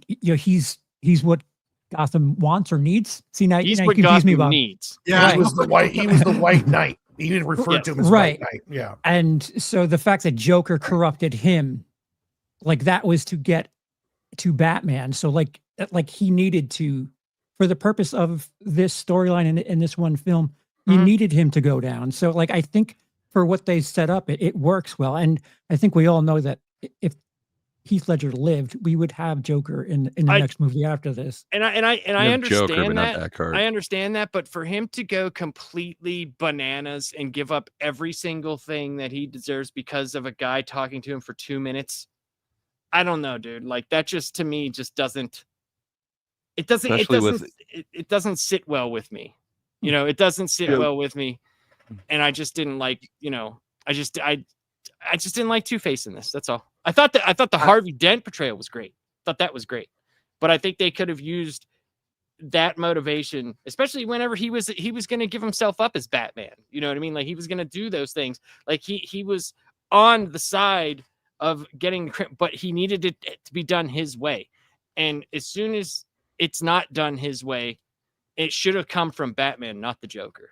It should have come from Batman getting the Joker and his way not working. And that should have taken over his multiple personalities. Do you think it would have worked better for you if, say, because you said if they had set him up maybe for a third movie, if they had shown the accident, and then maybe at the end of the film, that's when they have him wake up as Two-Face? Yeah, or he's already has the split, like because of what happened, and then the accident happens. So he's already crazy and wants to get back, and then that happens. It just makes more sense on why he would do the two sides of the coin, all of those things. See, I think like if they would have played it where Joker kills Rachel, and then Harvey starts going from I want, instead of being justice, he starts going towards vengeance. That would have been an interesting deal. And then have the big court case where he gets the acid, he goes to the hospital, and then Joker's running around. They had to have Harvey do a crime though, because the whole pinch of their story was Harvey had all these gangsters arrested, and if he does a crime, then that means all of his prosecutions get put into question. So I could see why they did that part of it, but I agree with Labs. Like they should have waited and not have him. Should have waited for him for a third. And I heard originally the plan, and I don't know if this is true or not, but I heard before Heath Ledger died, the original plan was Joker in Arkham, Harvey on the loose, and then from the rumors was Johnny Depp as Riddler as some kind of like investigator coming in, trying to find, while they're trying to also keep a buffer around Harvey, because if Harvey gets caught or gets there, all of his prosecutions all on those lines. So I don't know if that's true or not. I would have loved to seen Joker as a Silence of the Lambs, Hannibal Lecter in a cell playing off with Batman, even though Christian Bale, in my opinion, really, is kind of like the Tom Cruise of these series. Like you can put anyone else in there and it would have done better. I still like the movie a lot. And it doesn't ruin it for me. It doesn't ruin the movie for me at all by any means. Yeah. It's just, I just have these certain things, kind of like with Ra's al Ghul. Like there's these certain things with certain characters that you have to get it right. For me, personally. Yeah. Deathstroke would have been better than Ra's al Ghul. If it was Deathstroke, yes. Yeah, it's training Batman or a young Bruce Wayne, and then he gets paid. See, what would have been great is if the Court of Owls story was around when Nolan was doing these, because I think Nolan could have done an amazing Court of Owls story. It was, but if they were already in production, he would have had to do it in a third movie. Yeah. I mean, if that story had come out before Batman Begins, it would have been great to start working in Court of Owls. I think that would have been right up a realistic Batman kind of era. But yeah. Yeah. Well, But I it's gonna still love sound the like movie, I'm so just don't, copying you now, but Charles said he had no notes. I got a couple. First Can't note, wait. that bat voice. Why the bat voice though? Uh, Swear to me. I can't get over that. Great Bruce Wayne, but the bat voice. Yeah. So my grandpa loved Bruce. Excuse me. My grandpa loved John Wayne movies, and he made me just keep watching them. And one of his favorite was The Man Who Shot Liberty Valance. And this movie is essentially a remake of that. It's kind of fun, but it's like Batman put over that one. If you do get a chance to watch The Man Who Shot Liberty Valance, I have seen it many just times. think of The Dark Knight a little bit. It kind of works in that way. And I think because they were trying to shove this into a Liberty Valance shaped hole, man, Harvey Dent just seems to be a little wasted for me. Harvey's okay. It's literally what gets him to make that journey. Now, it's just going to sound like I'm ripping off Lapsed here, but that's my main note is just, it sucks. Like, you're right. It works for this story, but man, there's just so much going on, like, especially that long Halloween. And granted, one of the future ones also takes a whole bunch from that, but what they're able to do to actually corrupt Harvey just goes so much further than this. And then you can see after the acid attack, which that's the other thing, the incident that actually creates his accident or his future, if you will, his injuries. Man, it kind of needs to be not just some random explosion and then really CG fire on exactly half of his face. But man, like the acid, like I think that is so much more realistic than random explosion takes off just half my face down to the muscle, but nothing else. Because he I think dipped his that's face in the gasoline. You see, it was perfectly proportioned. yeah, no, like perfectly in half. No, I got you. Like the nose, literally right in half. Right. Yeah. So I wish we could have gotten a little bit more of that. And then I wish the sequel was actually a Two-Face thing, because I don't feel like we got to see that. Just all of a sudden you go from hero to literally villain, but we don't really see it. I mean, like, it's just the split second thing. It's yeah. After one conversation. Well, it's Heath Ledger's death, I think, really robbed us Yeah. of what could have been the greatest trilogy, because the third I one know kind he of, wanted to continue with Ledger. I think the Eckhart thing was always planned, that it was going to be the demise of essentially we've got to hide what he actually did and let him go out a hero. We can't let the world know like what a villain he was. I think he was always supposed to be out, which sucks. I think Eckhart really was a good Dent. I would take him over I can't even remember his name in Joker Folie à Deux, but hell yeah, give me Eckhart any day. But yeah, I think there was also wasted potential on what the mob could have been. If you're really doing this like a grounded story, man, there's so much more grittiness that you could have gotten into. And Penguin kind of gets into that. I just think there's more of a mob angle that you could have gone on this. But that being said, I do really like this film. I think my biggest problem is that it ultimately kind of justifies the surveillance state on so-called terrorists. I'm not a huge fan of the implications of that, but that being said, I think this is my favorite Batman film. So yeah, I'd give it a high S. So we're gonna put it in S tier. All right. No notes. Where Okay. though? We got Okay, a few. so is it above Batman 89 or Yes. So we'll have to I say think- yes, no, Uh-oh. yes, no down the line. Uh-oh. Ray? I'm gonna say no. Okay. Traitor. Me personally, I'd put it yes, but I think we're gonna end up no. Charles? Yes. Yes. Above it, right? Yes. Yes. Yes. Okay. Warren? no. Me? No. Bob? Yes. Say yes So again. three- Say yes 3-2. twice. Yes. Did you not hear what I said earlier? This is one of the best comic book movies of all time. But I called It's it. also I called one of it. the best films of all time. Stay strong, Raps. Stay strong.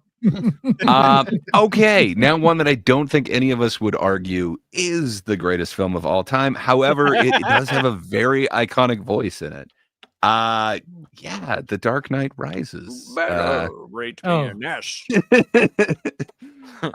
Bob, you seem to really like The Dark Knight. Any thoughts on Dark Knight Rises? I really enjoyed The Dark Knight Rises the night it came out. When I saw it in the theaters, I really had a good time with this one. I was really getting into the story. And on multiple rewatches, it's gone down the list a little bit for me simply because there is a lot of holes in this one. Like, the fact that Batman doesn't really need a doctor to fix his back, Dude. or he could go halfway around the world, without any money or anything like that. I mean, it just, there's a lot of holes in this, but Tom Hardy is still fun as Bane with that voice of his. I mean, just listening to him behind you is Black Gate Prison. It's like listening to him. It's like you can't help but kind of enjoy that. Plus, I like how he bulked up for the role, but it's not a very accurate Bane either, though. So for me, I'm going to give this. All right. Story wise and what I'm going to give this a B. I still think it's a pretty entertaining movie, and I think it's a lot better than Batman than say Batman and Robin, and I would argue, and I think it's better than the '66 Batman. So I'm going to put it as a B. Okay, respectable. It's a passing grade. Warren, what would you give Dark Knight Rises? Dark Knight Rises, I think, was an A, almost to an S, until he breaks his back, puts him on a 14-hour flight to go to some weird hole in the wall prison that happens to have local Gotham news cable, leaves him there, satellite, and then he cures himself after establishing that apparently after the Dark Knight and he stopped being Batman, but for some reason his entire body has turned to mush, which they completely forget about for the second half of the movie. So it's almost like it was like, oh, A, oh, we're going down to a C now. So for me, this film, I would be comfortable putting into a B, but for me, it was a C. I thought the plot was terrible. I thought they completely, to me, it was almost like the writers really wanted to put Batman in that prison, the whole prison. So they didn't really care about how they got there. And it was just all over the place. They took a Bane, which was this amazing kind of cool character. He was more vicious than Batman. He was stronger than Batman. He was looking at Batman was looking like at a mirror of what he could have been if he was evil with Bane. And I liked that kind of what they were playing off of each other there. But then the prison thing, and for me, that just completely ruined the film. Just sitting there kind of like going, what? Why do they have Gotham cable? What, was he sitting in this cargo jet for 14 hours next to a Bruce who's all back broken and hurt, and he's just like, oh, would you like some peanuts? My fat Greek wedding's on. Would you like to watch it? What were they doing for that whole entire? It was just dumb to me. Rock, paper, scissors. So for me, the Dark Knight Rises was easily a C.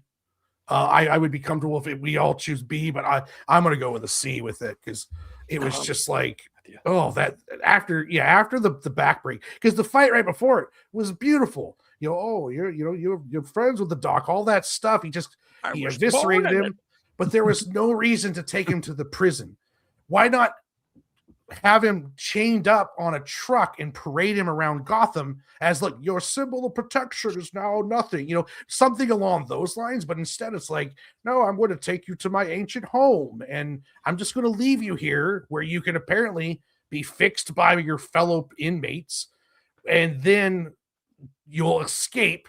And I didn't mind him getting back to Gotham because, if you're Bruce Wayne, dropping $1 million on an offshore account somewhere in case of emergency when you have to travel around or having connections, I get that. Who among us doesn't have that?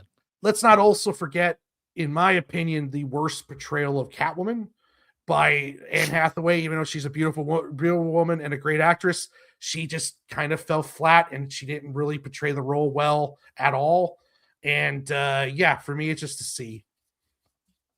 You didn't like Ass Hathaway? Yes, No. She looks fine to me. Charles? Charles, are you an Anne Hathaway fan? I'm an Anne Hathaway fan. You're a I don't fan know of if Hathaway. are we not counting Catwoman in Catwoman? I don't count that. Halle the count- Berry? Oh, That's okay. not a DC movie. All right. Yeah, if we're not counting Halle Berry, then fair enough. Fair enough. If we're not counting Halle Berry, fine. You have to. Male academia. Come on. As someone who's had a disc replaced in my spine, not my entire back being broken, mind you, just a disc. And it was a rather swanky surgery where I had all of the hospitals and all that shit, all of the medication. I was on fentanyl before it was cool, and I was on the shelf for 6 fucking months. I find it hard to believe that this guy in a prison environment is just gonna will himself to feel better without any sort of assistance from. Well, he could see the light at the top. There was hope. Yeah, all right. Give me morphine every time and twice on Sunday. The morphine, the better. Hope. Tiny Yeah, fruits. it has some strengths, but it has some glaring issues as well. Not to mention the death at the end by Talia al Ghul, which is, you didn't have a better take. That was your best take of that shot. What a strange thing to leave in a Christopher Nolan movie, but bad Nolan is still pretty good in my opinion, and I'll say like a mid-tier B. All right. Respectable. Laughs, sir. Your thoughts on The Dark Knight Rises? So I got to like mess around on the sets of Dark Knight Rises because it was a lot of it was in Pittsburgh. Oh, because it was in your city. It was in my city, and I got to see them do that big fight on the steps of their city hall, which was really cool. And like the fake snow that they were using was this like weird cotton stuff, and it was all over the place. And I just happened, I'm literally walking down the street, and where it's like Pittsburgh is very lax. Like their security, like I told you about the one time I walked onto that set of that Wahlberg movie when it was like the 40s. It was literally like just these wooden barriers. So I went into the alleys, and when I turned left, there was like 14 tumblers all in a row. Dude, I was getting in them. I was fucking with shit, dude. Me and my brother-in-law, we were taking pictures. Nice. But it doesn't like there's so much stuff that like Bane works for, and it should work for in a Nolan movie. Like Bane is a thinker. He's a plotter. You know, he's smart and he does things, and it's just like it didn't really work out that way. In this, like his plots were like, we're going to blow up stuff, you know, as opposed to I'm going to figure out who Batman is, and then I'm going to use everything against him, and when he's at his weakest, I'm going to destroy him. It was always like he wanted him at his best, and he wanted him this, and it's just the opposite of what Bane was as a character. And it not being like Santa Prisca, the prison, and I could understand why he would send him there because he's the only one that ever got out, blah, blah, blah, all that stuff. But it's so stupid. It's such a dumb thing. It takes up like 30 minutes of like, can you make this jump? Like, and it's just like, who cares? You know, who gives a shit? At least I didn't. And the swap that it's actually Talia that did that jump. Like, and it's really so stupid. It's so dumb. Woke. It's sorry. I'm kidding. No, I'm kidding. No. It's funny that it's like that's what people would say. Like that's exactly what people would say, and it's like Jesus Christ, people, get over yourselves. And but it's like it doesn't make sense. Like they didn't learn from Batman and Robin. They just made Bane into a puppet, you know, like he's puppet Bane, you know, like, oh, live down in the sewers, puppet Bane. We'll tell you when to come back out. And but I want a sandwich, you know, like I could just see that being a scene in that movie. And the strongest performance was Michael Caine in the movie, like the whole thing. And the whole ending type thing where it's like, I could imagine myself looking across and seeing it. It's like, they gave us the Alfred ending. They didn't give us the Bruce Wayne ending. They literally gave us the Alfred ending. And I'm just thinking, like, he went from like Dancing with Muppets to fucking this, and it's like, God damn it, dude. I'd give this a C for me personally. As an overall movie. I just, from where the first two were and I understand that it's hard to close. It's very hard to close. Like, because if you look at like Return of the Jedi, right? It's very nostalgic. Except for do not be talking crap on my Ewoks. Sorry, Indiana Jones is the only movie to Love close Doug. out a trilogy well. Right. It feels like that. And you look at like, the last fight with Luke and Vader was great, but a lot of things surrounding it before were that, amazing. They're nostalgic and they're fun to watch. I'll watch that any day of the week. I'm just saying, if it wasn't for the Ewok fights, we wouldn't have had the Planet of the Apes trilogy. Think about it. Wait, what? Like What? the new The Planet new of the apes. Apes? The new apes. Yeah, Oh. it's Well, very here's much the thing. Ewok. What? Here's the thing, though. Were you talking about the Tim Burton Planet of the Apes? No, Are you talking about the new multi. It's a Dawn franchise, Dusk man. War. Dawn Dusk War. I The don't know. trilogy. Like, I just, Are you forgetting about Rise? as I don't well? know if I, Oh, if yeah, I Dawn care Dusk enough Rise. about that. Resurrection. To warrant Bloodlines. whether I want on my balances of, do I get those movies or do I get Wookiees instead of fucking Ewoks? Like, I don't know, dude. Because I've seen what Cannibalistic Care they do with Wookiees during Christmas or Life Day, as it's called. And I don't know if I need any more so of that. good though. I'll take B. You Arthur. gotta meet the though. family. I'll take B. Arthur. Who wouldn't? Yeah. I hear what you're saying. I don't want to white knight this one too much. Yeah, it is definitely a step down from the other two for me. And it sucks because he did have a bunch of plans for kind of Heath Ledger beyond this, and then it's kind of Right. starting over at square one, which sucks. But the choices that were made, I love specifically the breaking of the bat storyline. It is just so amazing, and I don't feel like they did that justice, and I feel like you could do it in a somewhat realistic way. They almost got there, but just where you transition from that to the prison, like everything that you guys said, essentially, it doesn't work for me, and it kind of takes some of the punch out of that actual storyline. To me, I guess if they're going to go with that one, I wanted a little bit more, but then there's certain elements that seem very awesome. I love seeing the city in chaos. There's visuals like that whole football stadium is great. How do you convince every cop to go into the like? It doesn't. There's certain parts of it that just don't make sense to me. The fake out ending thing, I don't know. You could do better than this. I don't know why exactly this is the note that you have to leave it on. I'm just glad I we didn't remember get seeing the this one in Robin theater. movie. Fair enough. It could have been a possibility, but this forever cemented it not. And then the whole thing with the IMAX camera too. Like, I guess I didn't notice it in theater, but rewatches you can see which shots are like in IMAX and which ones aren't. Like all of a sudden it 100%, changes yeah. aspect ratio, and it's weird, man. Some choices were made with this, and I just wish he had kind of stuck with the choices that got us kind of more The Dark Knight than this one. So for me, I'd go C. There is a comment I kind of agree with that. Even Batman Forever, I think I'd rather watch that than The Dark Knight Rises. I agree with that. I kind of have no desire to see this. Wait, one more it's time? Batman and Robin. Batman Forever. I think Oh. I'd want to see that one over Dark Knight Rises. No, And it says man, this. that's camp as hell. Bane alone is worth the rewatch. I'm sorry. Crashing display. See, I agree Bane with you is that in Batman Batman is Forever. so- Or no, excuse me, Batman and Robin, and I'd take that one too.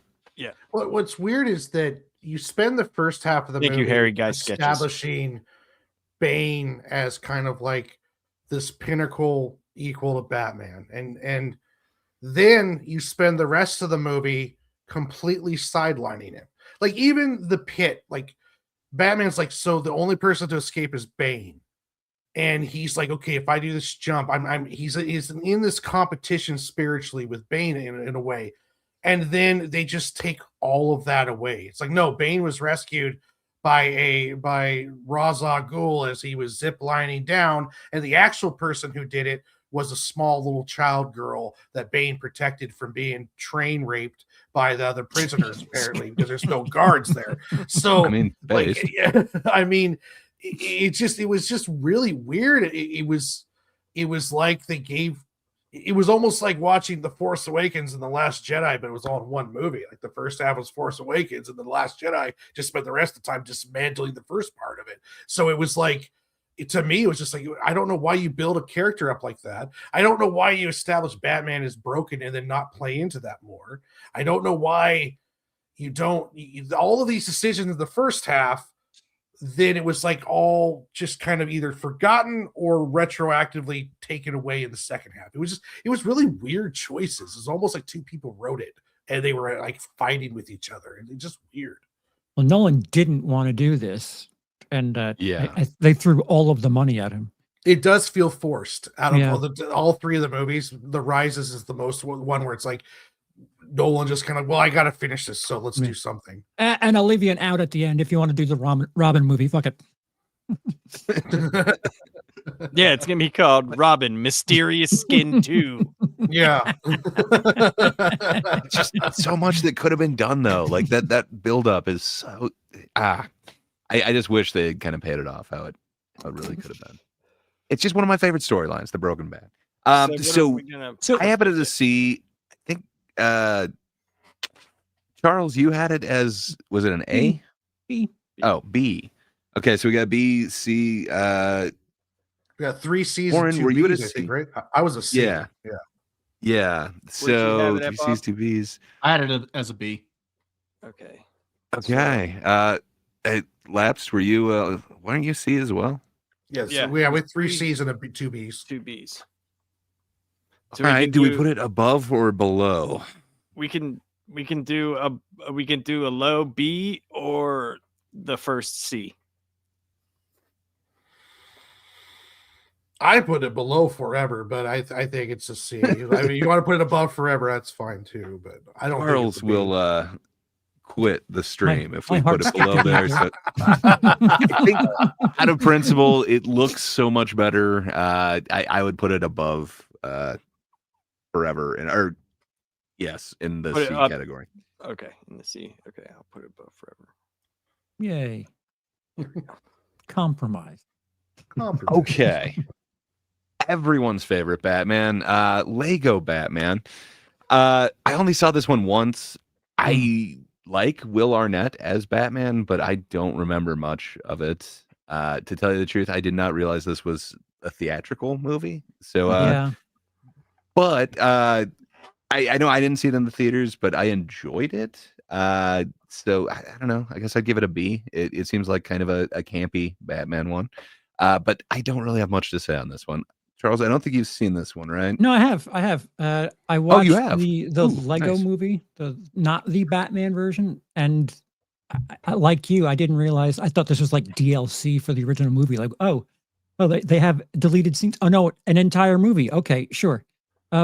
It's fine. It's one of those things that it was just, a movie that everyone can go to, kind of deal, and no one talked about it after the year it was out, and that's unfortunate.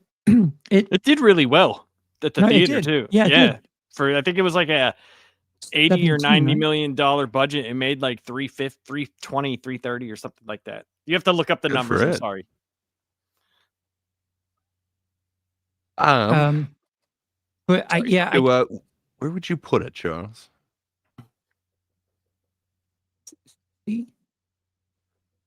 See? All right. Question mark. Fair enough. Did you say C or D? C. Oh, okay. Yeah. Okay. Out of curiosity, C. high C or low C? Are we going above Rises or below Forever? I have to, for the sake of compromise, I have to right? I have to say it's a definite C plus, so that I'm okay when it comes down, right?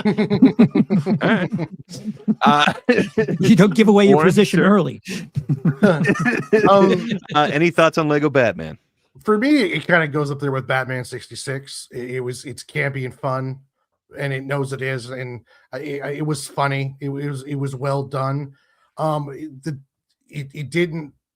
I don't think it didn't really warrant a sequel, even though it made lots of money, which I don't know why they didn't.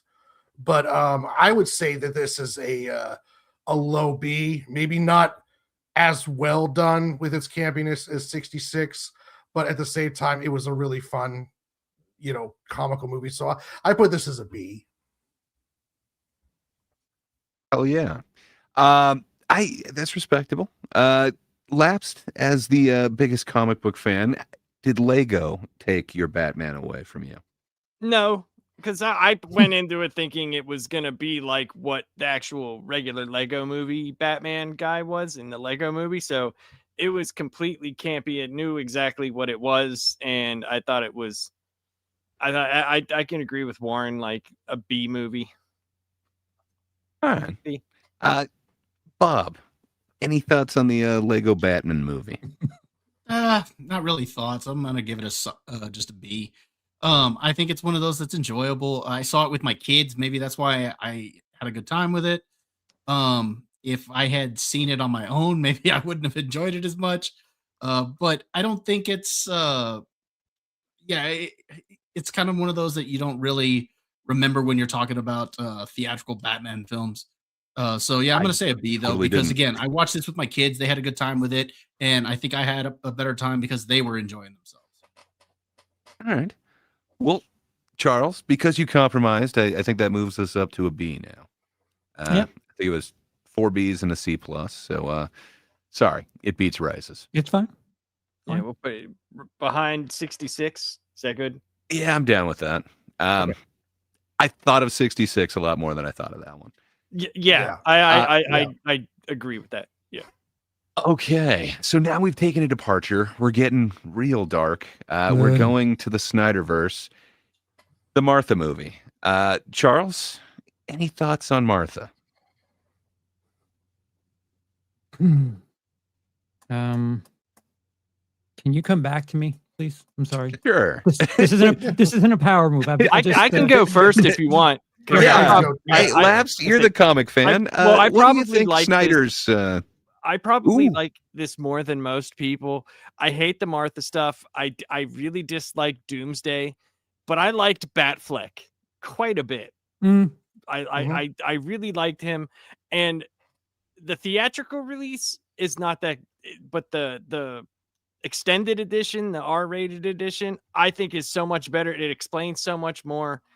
There's just a couple things that I can't get over. I don't like Jesse Eisenberg. I don't understand why, like, when you do an eccentric person in a movie, like if you just do like just a little couple of weird things, like here's a Jolly Rancher, let me put it in your mouth here, like, oh, I'm eccentric and wacky, Granny's pissing a jug. Like, what the fuck, dude? Just be Lex Luthor. I know you're his son or whatever the fuck, but yeah, I like this better than the theatrical release. I give a C, like a low C, but the extended version I give a B, and that's the version that I watched. So I will give it a B.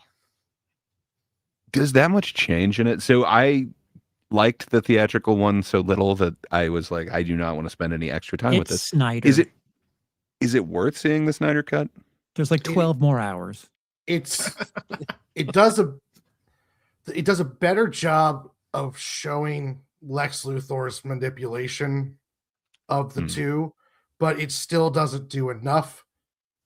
Jesse Eisenberg's Lex Luthor is pretty terrible, but there's a lot of flaws with it. I've seen this movie more than any of the other ones on the screen.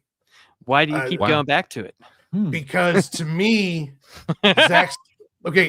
Man of Steel and Batman v Superman, the director's cut of it, not the theatrical, to me, were so close to being great that if it was someone else aside from Zack Snyder who could actually tell a story, I think you could have had some really great movies.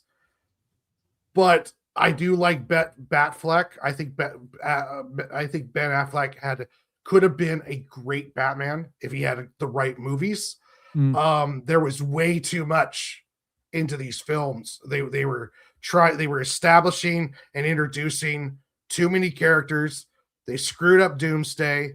Oh, There's no reason why Doomsday should have been it. They could have easily done Metallo, and it would have worked just as well. Batman should have got his own movie before he showed up in Batman v Superman, or if he does show up, they need to have it. Like, I don't agree with Batman being so ready to kill Superman. And this is the Batman that like killed more than Batman Returns Batman did. But it did give us the warehouse scene, which is the best Batman fight scene on screen, I think, out of any of them. That warehouse scene alone was worth watching the movie. So to me, it's like seeing Snyder's superhero movies that are almost kind of like these films that could have been great, but because of his lack of ability with storytelling, and also I don't know how much of the upper office was trying to force him to move too fast. But so to me, this is like, it's like a B, C area. I want to say B. The director's cut is definitely a B. The theatrical is a C, but it was really, there's a lot of missed opportunities in it. I liked who they picked for Alfred. He was a great actor. I liked the Batmobile. I liked a lot of the stuff, but it's just, there was just some really weird story choices, and it was just too much movie. It was too convoluted. Some bad actors being picked. So for me, yeah, I'll go with the B. If I'm going to go with director's cut, I'm going to go with B. But I do have this thing though, where if I see a movie that I think could be good, I'll watch it over and over again and just studying it. And I've watched this Batman v Superman so many times, and I'm just like, oh, they were so close. I knew, so like, close. My problem with the Snyderverse in general, I remember seeing an interview with him, and like I knew like it was, for me, it wasn't gonna hit. He was like, you know, what does Batman and Superman have in common? What have they got in common? They're killers. And I was like, what the fuck? What are you saying? Where did that come from? And that's what happened. Bob, any thoughts on BVS, Dawn of Justice? I agree that the theatrical cut is a C. The ultimate edition is what they call it, is a B. That's the only version I watch of this film. I actually like that version quite a bit. Yeah, there's some things that keep it at a B level, but I'm also a big fan of Ben Affleck. I like his look. It looks like the Bruce Wayne stepped out of the animated series right into live action. I think he looks the most like the animated series. So I like the look. And that warehouse scene is awesome. I mean, I agree. That is the best Batman sequence on film. I could watch that over and over again. I love that sequence. So for that alone, I think it's worth seeing. And like I said, the ultimate cut is much better. So yeah, put it at a B for me. All right. Charles, you've had a little bit of time to think. Any new thoughts on BVS? Help me out. I'm not sure if I've seen the director's cut, but isn't this the one with Wonder Woman just absolutely fucking shoved in the end of this movie? Yeah. Yep. That's the one. Right. My favorite actress ever. I agree that the fight scene. Well, she's shoved in as Wonder Woman at the end of the movie, but she's like in the dinner scene. She's in. Oh, all right. Well, I give it, which is two a scores long higher. scene. Excuse me. She's in through the movie, but she's like the person that Bruce is chasing. Because she keeps like getting stuff before him. But yeah, there's so many problems with this movie. It's ridiculous. Yeah, so I think I'm going on the theatrical, and other than the fight, the shit monster wasn't my favorite thing in the world. It's bad. It's really bad. I'm gonna say a very high D, because I'll actually go and watch forever. I have not watched this movie since it came out. Well, I'm gonna go ahead and White Knight Charles' position here, because I also haven't seen the director's cut. I only saw the theatrical one, and I never Yay, wanted to see it ignorance. again. And then, unfortunately, I was forced to watch it again, and it's like, oh man, every one of my problems with this is just magnified. Just man, I don't think Snyder should write anything. Give the script writing to anybody else. Yeah. He knows how to film some pretty decent stuff. I think he shouldn't be his own cinematographer. I think he was way up his own ass when he started doing that. But man, he knows how a camera should be placed for an action scene. I do wish that this was a better movie.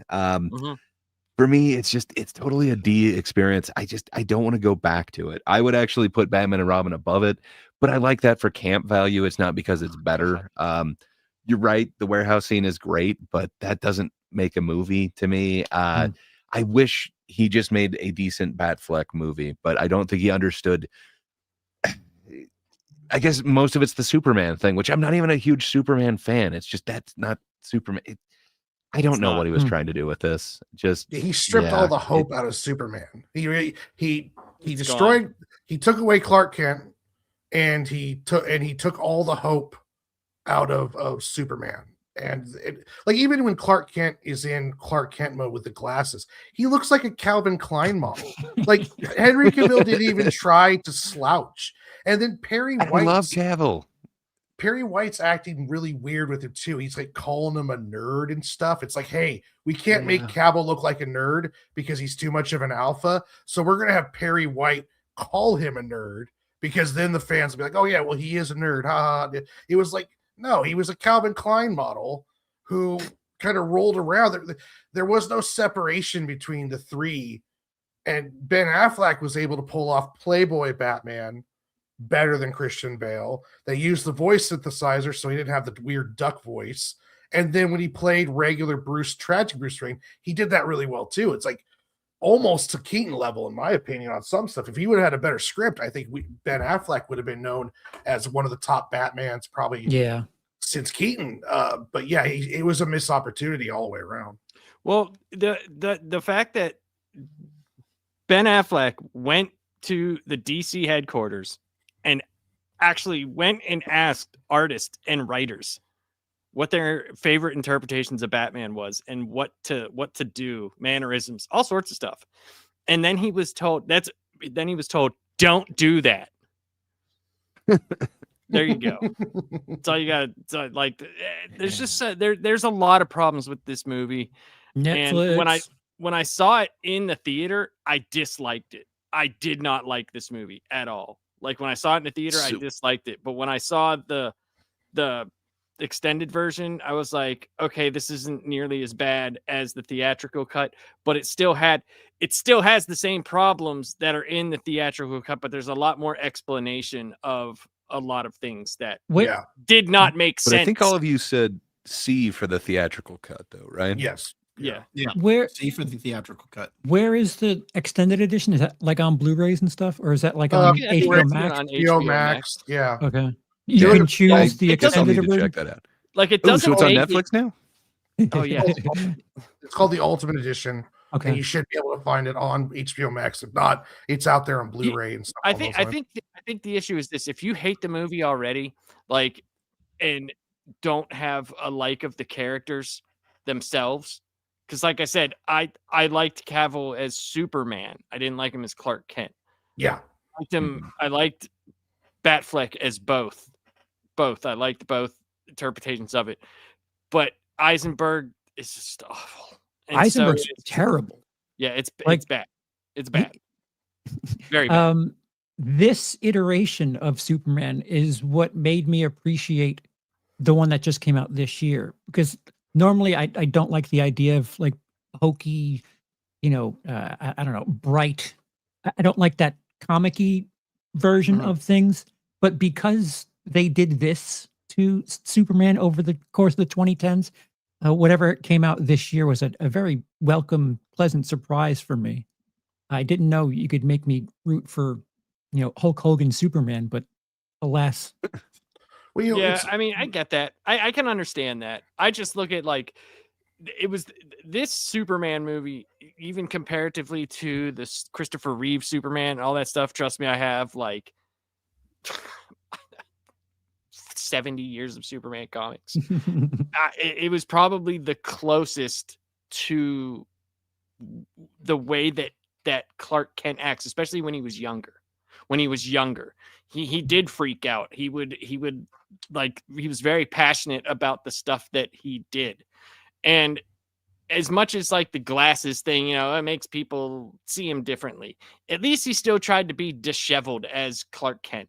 And he still had that emotional problem, where he didn't feel good enough, and he still strived to be better than what everybody else is. And that's the points that you have to take with Superman. Superman is made to physically punch the problem away. That is what he is made to do. It's how he deals with emotions and how he is always doing right in the face of uncontrollable wrong. That is Superman in a nutshell. And I thought that movie captured it. Now, I would have done a bunch of different things in that movie. I still have issues with it. But yeah, I can see where you're saying, especially with the Cavill. Far less issues with that than this one. Correct. Yes. Yeah. So, I mean, I think that's 3 C's, 2 D's. Does that put it above? C. Oh, It okay. would be the lowest I was gonna C. say, does that go above forever? But No, I would say fair enough. lowest C, especially if you're talking Alright. theatrical cut. If Yeah, we're it talking was the the lowest. theatrical cut, a low C is fine. Yeah, Yeah. If we're talking the ultimate edition, then that's a B. yeah, it'd be Alright. the lowest C that we have so far. Okay, I'm down with that. Okay, so now we're going to Matt Reeves and we're going to Pattinson, and we've got the Batman. Thebitman. I don't know. We've got Slow Nirvana. Does that do something for you, No. Bob? Your thoughts on the Batman? All right, this movie was an A for me up until we get to the last act of the film. And the last act, I think, really drags this thing down, which I thought the last act was a C. So because of that, I'm going to put the movie as a B. I still enjoy it, and I will say I actually enjoy it more now that I've seen the Penguin than if the Penguin hadn't have come out. I might even drop this to a C, but the Penguin makes me like this even more. I didn't have a problem with Pattinson in the role. Maybe as emo Bruce Wayne, I could say that I wasn't a fan of it. I'm hoping maybe in a sequel we'll see him try to take on more of the billionaire playboy. Read Batman Year 2. Yeah, it's literally very close. I could see Bruce literally putting on Avril Lavigne and fucking telling Alfred to shut up, man. You don't understand what being Batman is. He was literally more Batman than Bruce Wayne in Year 2. Well, but that actually I liked about the film is that he is more Batman in this movie. This is a one where he's only Bruce Wayne in very little of the film. He's Batman pretty much throughout the whole thing. So I mean, there's a few scenes, of course, where he's Bruce Wayne, but I had no issues with him as Batman. And yeah, like I said, I'm going to put this as a B. The last act really drags it down. But it was an A through that first 2/3. I think the Batmobile sequence where he's chasing after the Penguin, I think that's a fun scene. I love that scene. And then Colin Farrell as the Penguin, both in this and in the show, I think he's great in the role. So yeah, for me, this is a B. Fair enough. Warren, what's your thoughts on the Batman? You a fan? I was not a fan when I first watched it. And then I rewatched it recently, and this is post watching Penguin, because I'm also in the camp too where Penguin made this movie better. I forgive a lot of what Patterson's performance, because at this point in his career, it's Year 2. There is no difference between Bruce Wayne and Batman. Like Bruce Wayne, like he even stayed talking like Batman when he was Bruce Wayne. Like it was really part of him is like the journey to discover his humanity back after being in this dark hole, and that's kind of what happened in that third act when he was saving the people in the stadium. Even though I do agree the third act kind of drug on, the way they ended it with the Riddler, I was not a fan of. I always said that this movie was kind of like Nolan on steroids when it comes to realism. Like, I don't understand why every Joker now has to have a messed up face. Like, okay, I get it. Heath Ledger did it, but we don't have to do that now with everyone. And then the guy they got playing Joker now looks like he French kissed a meat grinder. And it's like, why are we doing that? I didn't mind forgetting the one fact. Joker. Well, I didn't. I don't count that joke. I don't mind the fact that his detective skills weren't great because he's still learning. But I will say what this movie does better than any other Batman film was that opening scene where he's talking about fear and that guy drops the spray can and it rolls into the shadows and he doesn't want to go get it. Other criminals see the skylight and then they look straight to the shadows. The way he personified fear was so good in that film. But also at the same time, Batman was like always like walking at a slow trot. He was always talking very slowly. I don't know. I don't know about. I'm so lukewarm on Pattinson's performance. I think there was a lot of good stuff in that movie, but I would give the Batman a B. I want to say if the sequel comes out and they show growth in Pattinson's Batman, where he starts producing more of the Playboy and we start seeing him grow, I think that would retroactively make the first movie better because it's like, oh, okay, I see what's going on now. I get it. He was super young in this.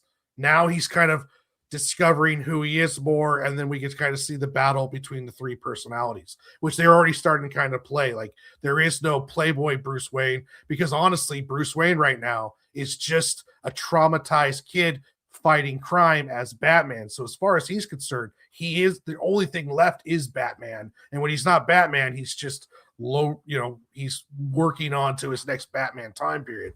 So yeah, I would give it a B. I think the sequel could possibly move it up to an A in retrospect, but right now it kind of sits at a B for me. But Penguin did damn near push it up to an A because that Penguin series, that was good. And they're doing the realistic stuff. Like, if you're going to do the realistic stuff, do it right. And they are doing it. Like, even Batman's flying scene was essentially just a wingsuit in the middle of a city, and exactly what happened to him is what would happen if you try to do a wingsuit off the top of a building in the middle of the city. You're going to crash and burn pretty damn hard. So that was, I do like the kind of guerrilla. Still, since Michelle Pfeiffer, best representation of Catwoman. I mean, I hate the costume for her, but the costume was not great. But the way she played, it was like with Michelle Pfeiffer, it's like, how is a secretary doing backflips and kicking ass? With she's part Zoe, cat. it's like, okay, we get it now. Okay, I get it now. She's a cat burglar and she lives on the street and she's had a rough life, so that's why she has her abilities. With Michelle Pfeiffer, it's just kind of like, I don't know. Did they officially said she had cat powers, or is it just she was driving crazy? I'm and just apparently assuming that teaches her kung fu and gymnastics because she went crazy. I didn't know bipolar did that, but whatever. So yeah, I'll stick with a B on it. Okay. Charles, if I remember right, you had some kind of strong feelings on this one, didn't you? If Nolan's Batman is the Goldilocks for realism, this is just a little too far in the edgelord direction. A little too dark for my taste. And like everyone else, the Penguin series certainly makes me appreciate it a bit more. But this is one that, for one reason or another, like, I have no urge to go back to it. Maybe when the second one comes out and maybe, publicity starts happening. It's just a little too much on the dark side for my taste. But it's strong. Like, the fact that the Penguin series I watched it then after Penguin came out, and I watched it, and Yeah, it fits in that universe, but it's still just a little too dreary for my taste. But it's a B for me. I can respect that. My feelings are somewhat similar. I say enough with the slow Nirvana. Mm, It felt excessive. something's in the way. I mean, just you know. That being said, I thought the cinematography was pretty great. I love how dark the film was visually. I think the story could have been stronger. Man, Penguin just shows me how strong a story really could have been in that world. And then they're using kind of notes and elements from a bunch of different kind of versions. It kind of seems like there is stuff from the Long Halloween that they're kind of borrowing, but they're not really going into. But then they kind of use that for the Penguin series. Just it just shows me how good this could have been. I think Matt Reeves is learning. I think this is like his 5th film or something like that. So I don't know. I do hope the next one will be better, but for me, it doesn't quite have that I want to watch it power that Batman Returns does. So yeah, I'd put it as the highest B that we have currently. But if I was to rank Penguin, that would totally be S tier for me. But I'm not the expert. We have one person whose channel this is, who is the comics expert guy. What do you say, Lapsed? Your thoughts on the Pattinson Batman? So this was the other Batman movie that nailed Gotham. So you have to remember a couple of things. In the years that Bruce was gone, this city was totally taken over and corrupted by street crime, like street level crime. There was no supervillains. There was no, if you call Penguin one, but the portrayal they did was a little different. He was, more of a crime lord. So when he came back, the city was terrified. It was completely terrified. And they based this off a year 2, which I thought was the right way to go, because no matter what they wrote for Playboy Bruce Wayne, and I don't know why people love to see that so much. I don't understand why. Like, that's fine and stuff. And it might be to see the other side of the character, but we know that exists. This is Batman being fully committed to being Batman. What happens whenever you get into this character and it totally takes over your life and you're trying to figure out how to do it? You're trying to figure out how to be Batman, because in year 1, he makes a lot of mistakes. And, he did go totally gothic, and he would like knock out lights and like use like shadows of himself to make himself real big and scary, and use the voice and do those type of things, where this to me felt more like Gotham than any other movie that I've ever seen. The city itself was its own character. Yeah. And I love the intro scene, and I honestly love the fact that he does go overboard. He goes overboard and has to learn, not to do that. Because that first scene where he beats the shit out of that dude and just keeps punching the fuck out of him, it's like, yo, dude, it's like, that's just a fucking like teenager. Just relax, guy. Like, you got it. You're good. And I do. They talk about him being the detective, and it's like, well, he didn't become a detective till way later. The fact that they even showed him trying to piece clues together and stumbling and stuff like that, I appreciated it. The part that I did not like was the Riddler. It was just another Joker light. I just don't care for that. If the Riddler's going to be the Riddler, I want riddles. I want really, really good riddles, and I think that's why he doesn't. He's no work. Great detective, but like the Batman. Like, come on, the Bat riddle. Like, I don't know. It seems way too obvious to have never considered that. Clock. The answer's he means clock. Penguin. And that's fine. That's fine. And I can understand that.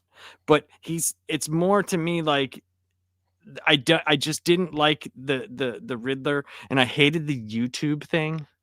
Like, he had like 500 followers on YouTube, and they all just fucking showed up. Like, God damn it, dude. Like, what are we doing here? But I thought Pattinson as Batman was fine. I thought he was fine. And I thought he looked great. Like, the suit looked great. and I thought it looked dark. It looked edgy because when he was doing things, he was changing suits a lot, and he was trying to figure out what looked the best. And I just thought they nailed the suit. The aesthetic of the suit looked right. I don't know how I felt about a lot of the choices with the other characters. I thought Penguin was great. I thought it was cool to get into the Falcons, and I thought it was okay that Catwoman had, the relationship thing. It was fine. It's just the end of that movie fell flat for me. It just fell flat. Like, so I agree with you guys. It's a B. But the aesthetics of the movie I thought were amazing. And the slow Nirvana can lick my taint. Like, I just don't care. There's a better way. Like, the music they used whenever, like, he was, like, the chase scene, I thought was fantastic. It fit. It was great. But, like, I don't need, like, 90s grunge rock. No, It's I'm just watching Batman. Like, that stop it. song too. It was just like every time I hear that song, it was just like I was like, like God, it just sounds like some emo kid whining, like you stabbed him in the stomach or something, and he's just like, "Oh, something's in my gut." That's how he feels, Warren. But yeah, they definitely need to show, if they're in the next movie, depending on how much of a time jump there is, you also got to remember, if you remember a lot of adaptations, like even the Playboy that we got from the animated series, how many times was Bruce running out on that? Give her this, tell her this, leave a note here, do this, blah blah blah, whatever. This, he wasn't even thinking of making that, because that didn't need to be a thing. Like, the only time it needed to be something is when Wayne Industries started taking over. Like, it started taking over from a lot of other places that were already set in industry. And Bruce decided to do that when he saw how corrupt not only the crime was, but how corrupt everything else was. And it was before, like, massive supervillains. Like, if you read old Batman, like, Dr. Death was his first major villain, but he was like fighting like gangsters, like, and stuff like that. And guys named the Monk. And, so I didn't have as much a problem with it as that. I didn't care for the music, and I did not like the ending, and I didn't care for the Riddler. I just thought like it was like the Joker, and like for some reason people just can't get away from that. Like, do something different. What I thought would have worked really well in this is if you had such realism in this part, add a villain that is so unrealistic, and it challenges everything that Bruce knows, everything that Batman knows. Do a badass Killer Croc. Yes. Do something like that, or Solomon Grundy. Something. Solomon Grundy. Something. Or Mad Hatter. Have it go completely batshit insane.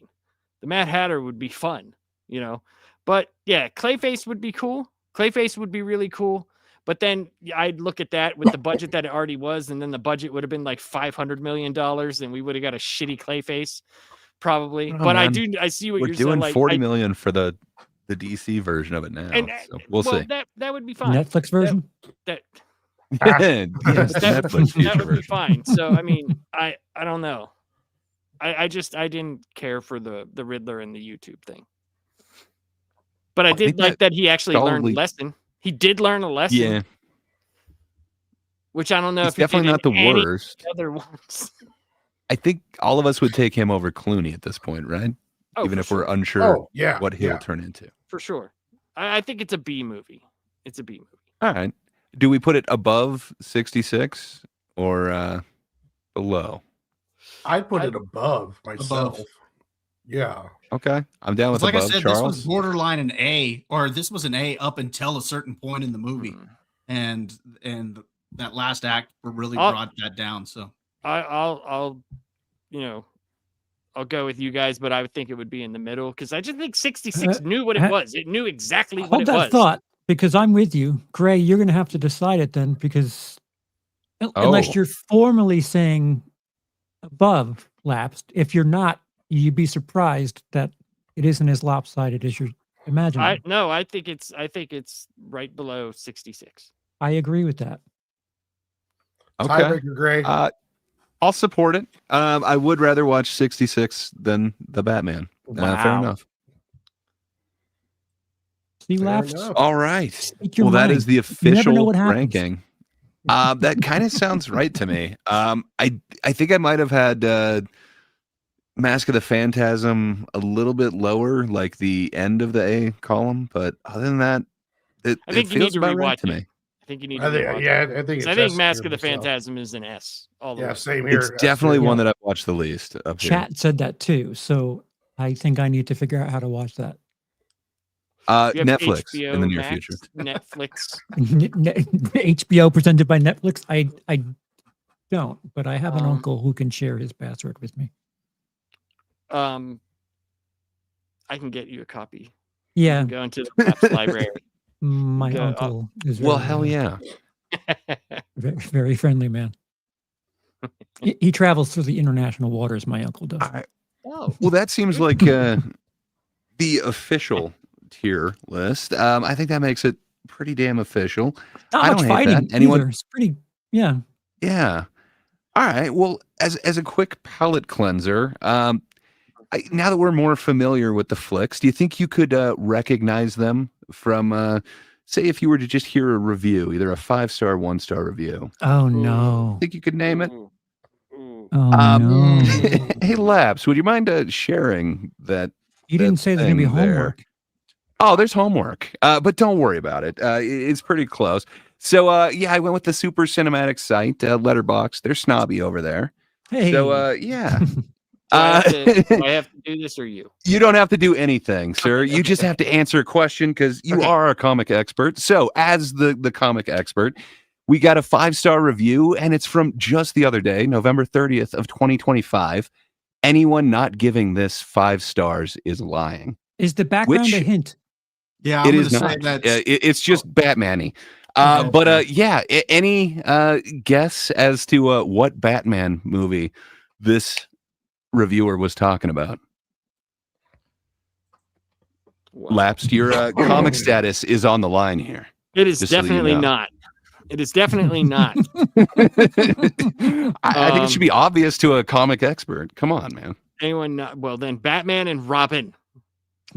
Yes, actually, you are correct, sir. How You know could what's you funny is have I was known going to that? say that because of the cat and the little watermelon. Well, Don't do it. okay, Bob. Since you kind of piped up there, let's ask you. This is a 1-star review from the 17th of June, 2020. Viewed from any conceivable angle, this is enormously stupid, and it only gets ever increasingly more idiotic the closer you look. 97. Let me see the guy's likes. profile picture. It's so nice. Yeah, you can. It's what? MMCC. Okay. What bat flick do you think he's talking about? Well, 2020 is the review, so that's not going to be the Batman. Right. So that one's Probably out. not. That one's out of the question. I'm Bob using going the to say The detective Dark Knight skills. Rises. Actually, it was just The Dark What? Knight, sir. How about Wow. Yeah, he's a tough reviewer. What can I say? Warren, you're up next. 5-star review. This is from the 29th of December, 2024. Good day, good year. I'll be forever grateful I got to experience the hype, the merchandise, and the film itself.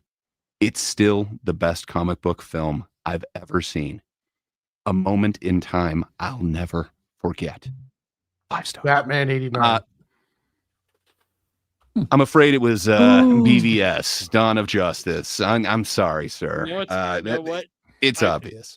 The only Charles.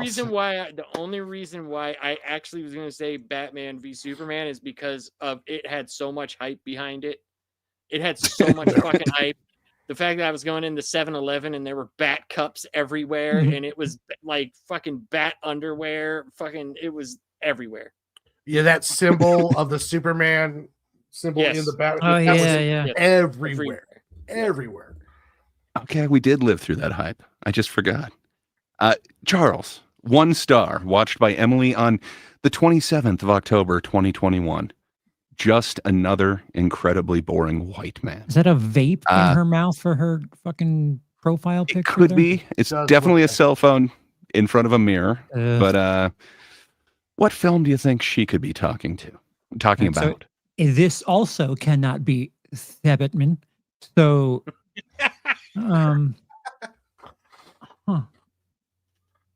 they're all boring white men. So wait, no, I'm going to say Batman Forever. Ooh, so close. It's Batman Begins is just the boring white man. I'm sorry. All right. Bob, your final question. This is 5 stars from Netscape. Hey, I've used their navigator before. But the 24th of January, 2022. Absolutely goated set design and atmosphere. Nothing even comes close. Which one is that they're talking about, Bob? I'm gonna say Batman Forever. I'm gonna say. Oh, it's the original, man. It looks like Adam had that in the chat. Come on, the Bat thing. He's got all the toys. But fair enough. That's the one I would say for that, but I'm trying to guess what these people would say. Yeah. I was detecting a pattern here that none of these actually match. Oh no. They're hard to get. It's okay. You're no comic expert like Lapsed is. So Lapsed, your final question. 1 star by my Psychola on the 5th of March 2022. You have to be kidding me. Tops the list of worst move I've seen in the cinema. I think they mean movie. Also, completely lost faith in Letterboxd ratings. Dark Knight Rises. What do you think Letterboxd was glazing enough that this person? I don't even know what Letterboxd is. It's this rating site. It's Dark fancy Knight site. Rises. It's IMDb full of crazy people or people who hate white Dark people. Knight Rises. It was actually the Batman. Thebetman! How dare you, Thebetman! She hated the Batman, and she hated the fact that Letterboxd glazed it. So is it sad that I don't even know, like, except for Batman '89, when these fucking movies came out? They were always there. Warren, your final question, sir. 5 stars for Caluppa Keaton. Keaton. The 24th of September, 2021. They gave 5 stars and said, would give this movie 6 stars if I could.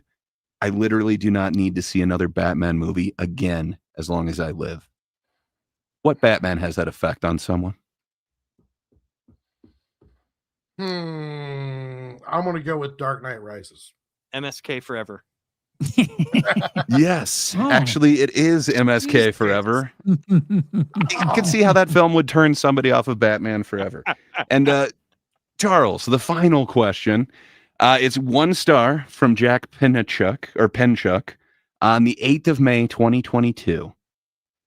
1 star. Russian roulette would be preferable to watching this again. 8 likes too. Yeah. Who found this helpful? For what flick? And 3 comments. Interesting. Dark Knight Rises? Actually, it was Batman Returns. What? He hated the Penguin that much. I hate people. I don't know why. Well, thank you guys for humanity now. My God. Dear Lord. I hate everybody now. You need to give us some lifelines next time. Letterboxd sucks. I'm just saying our reviews might not have been the worst, and I wanted to highlight that before we said goodbye here. Yeah, Letterboxd. You'll get popular reviews, and it's more like people just trolling, and they'll have like so many upvotes and things. I am not endorsing Letterboxd at all. No. But it is an interesting way to see where the zeitgeist is on stuff. So a few chat comments I wanted to get to real quick. Oh, hell yeah. Gray, you might have to read these. I'm sorry. Ooh, so are you going to do a part 2 for all the other animated Batman films? I think we definitely should. I know it's something that I've kind of neglected. I just saw that they had a couple of really amazing ones that I wasn't aware had been put out. So I know I just watched half of The Long Halloween the other day. I need to watch the second half of it. But yeah, I'd be down to do that. It would take us like 8 hours though, because there's so many. We would have to do it at like maybe 5 at a time.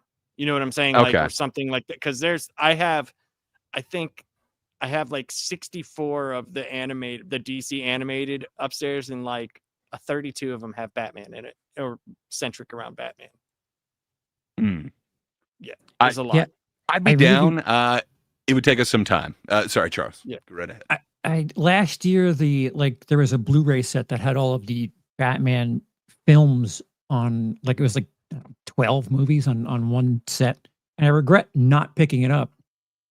There are a lot of good ones. Like I could make up like a list, and because Adam again says here that Under the Red Hood is probably the best adaptation, because you get the guy who wrote the comic writing the movie. And that cartoon is incredible. Fantastic. It's really good. Yeah, if really you guys give me a cheat sheet, I can get in touch with my uncle. And Walter. I agree with Walter. Shame on all of us for rating Batman and Robin so low. Every Mr. Freeze line of dialogue being an ice pun is legendary. You're right. I think the panel should chill out. It makes sense to me. I rated that much higher. I would have put that way above Forever. I enjoy that movie. I don't know why. It's a great Uma. The last one is another Walter comment, but this one makes sense in my opinion. And am I crazy, or did it seem like the Batman was flirting with the idea of Hush? Felt like there was some hunting to the idea of him. There was a lot of Hush in the Riddler. I think so too. There were a bunch of them that he kind of teased in there as well. I don't know, man. I hope he knows what he's doing for the second one, because did you guys? The Penguin was amazing. The Scarlett Johansson's been cast, and from what I don't know if it's been confirmed or not, but some people are saying that she could be playing the character that was in Phantasm. So that's what I'm hearing. Might be getting a live action version of Phantasm. I don't know for sure. I know that the movie takes place a couple weeks after the Penguin, from what I understand. And but I don't. There's not much else out right now about the second movie. I just know that it's full steam ahead now. So nice. I watched Gotham. Has anyone watched Gotham? In my opinion, it was a decent show. It feels like Nolan did his version of the 66 TV show. Hearing that kind of makes me want to see it. I think the show did better as it went along. Like the portrayal of Joker was done really well. Yes. I like the kid. The kid who played the Joker did a really good job for a TV screen version of the Joker. Like kind of underrated, if you ask me. But the show, did pick up quite a bit of steam. The guy playing Gordon was pretty cool. It had its moments. It definitely was better than the CW Titans Batman version and the Batwoman and all that other stuff. So, well, hell yeah. Then Blu-ray Madness is saying the Batman's my favorite. Close behind is the Dark Knight. Respectable. I get it. I think they're both very cinematic. Hugo Strange would be a good one. Hugo Strange would be. Yeah, except for the Dr. Death, who you could say was his first big villain, but even though he didn't appear till like 30 years later after his first appearance, but Hugo Strange was like before the Joker, before all those guys. He was in there, and he had multiple issues. So that would be fun to see a Hugo Strange. It would have to be psychological, like massively. And they have an animated series that fits perfectly. Like he has that machine that reads people's dreams. He finds out who Batman is, tries to sell it to certain set of villains. that would be kind of neat. That'd be fun. Yeah, the I'm honey. happy I'm getting my Clayface movie. Yeah, he's getting his clay face. That's all he cares about. Well, hell yeah. I think that pretty much wraps it up. Does sir. anyone have anything else going on? Warren, I believe you're actually going from here to another stream, are you not?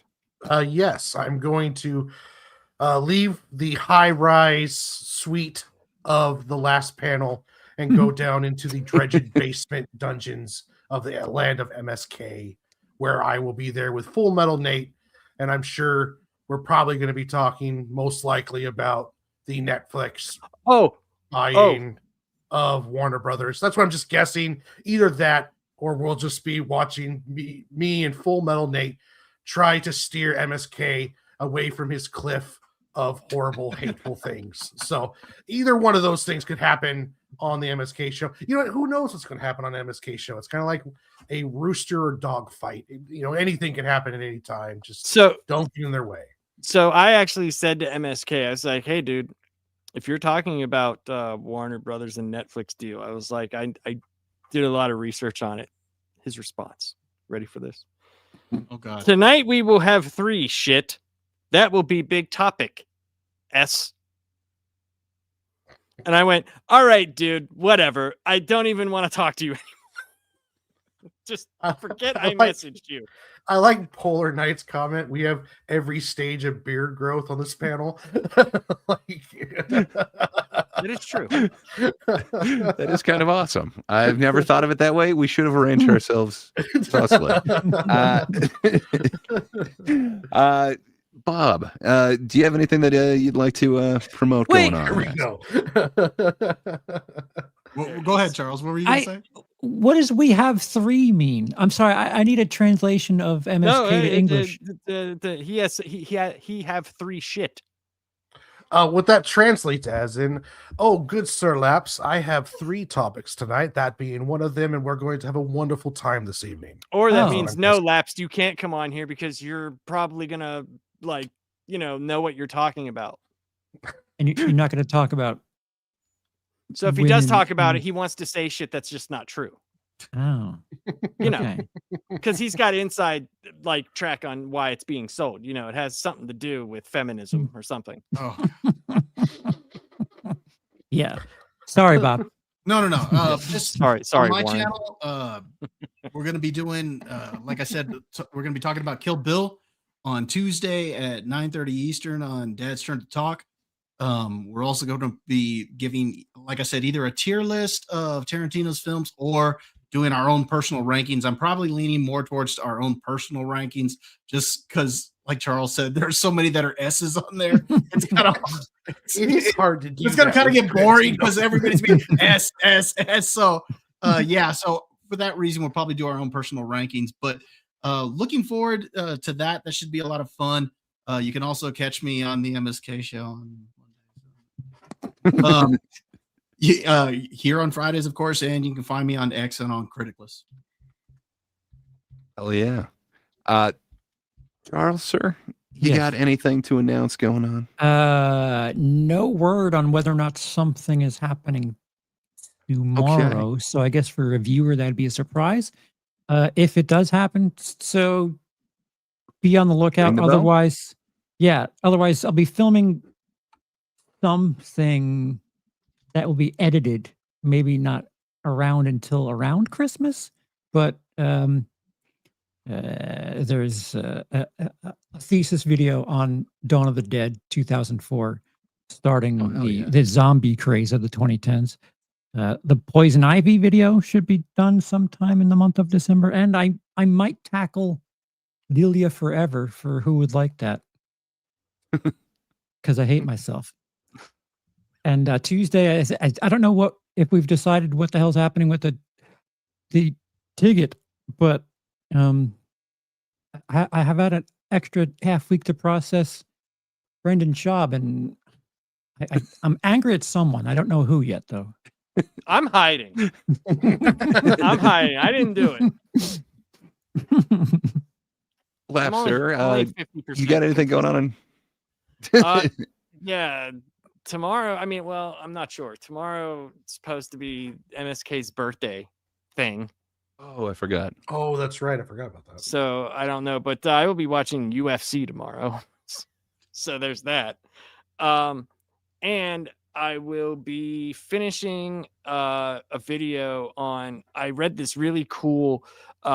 It's a Batman, The Question, and Green Arrow comic. It's really well done. It's a very old timey noir style where the Question finds this conspiracy, as he always does, and it happens to be with Queen Industries, and those two team up because Oliver Queen, at the time, he's like outed. He got ousted from Queen Industries, and whenever they finally get to where they need to go and they're trying to find the conspiracy, they get to the place and Batman is with the people, and you're like, wait a minute, what is happening here? So it was very well done. It was really cool. So I'm going to be doing a review on that. I think we're going to talk probably about what we're going to do Tuesday about comedy, which might be Brendan Schaub too. No, I'm just joking. An in-depth analysis. Joke by joke analysis. 12 seconds long. Yeah, all of 12 seconds. And he looks at the floor for 10 of them. So I'm sure we'll talk about that. And then sometime I read Warren's Sig and Joe #4. I'm writing up something for him. So I'm sure I will talk about that. But I'm very excited to review the whole thing. I think I'm going to ask Warren to do that with me. Yeah, so I deeply appreciate you doing that. And yeah, I'll have all 4 here ready pretty soon. Yeah, so I think we'll do that whenever that's released. And just doing more of this, man. More of this. I'm going to do comic book reviews whenever I can, but this is my main focus right now because I like doing this. So, yeah. That's about it. So my poll is empty on my complete, on my channel. Best Batman era. 64% of 30 votes, 64% say the Nolan trilogy, 23% say the 90s era, 13% say Sabatman, and 0% say 2010s. No votes for the 2010s. It's about right. I get it. And I don't know, that Nolan trilogy really deserves more credit. The MCU gets a lot of credit for making comics really mainstream, but man, that trilogy just really elevated the whole thing. So it did. I can understand why it's people's favorite. If it wasn't for that final film, damn good trilogy. But for me, it's more of the same here, and then content eventually. But thank you for joining us, everybody. Yep. Good night, everyone. Good times. All right.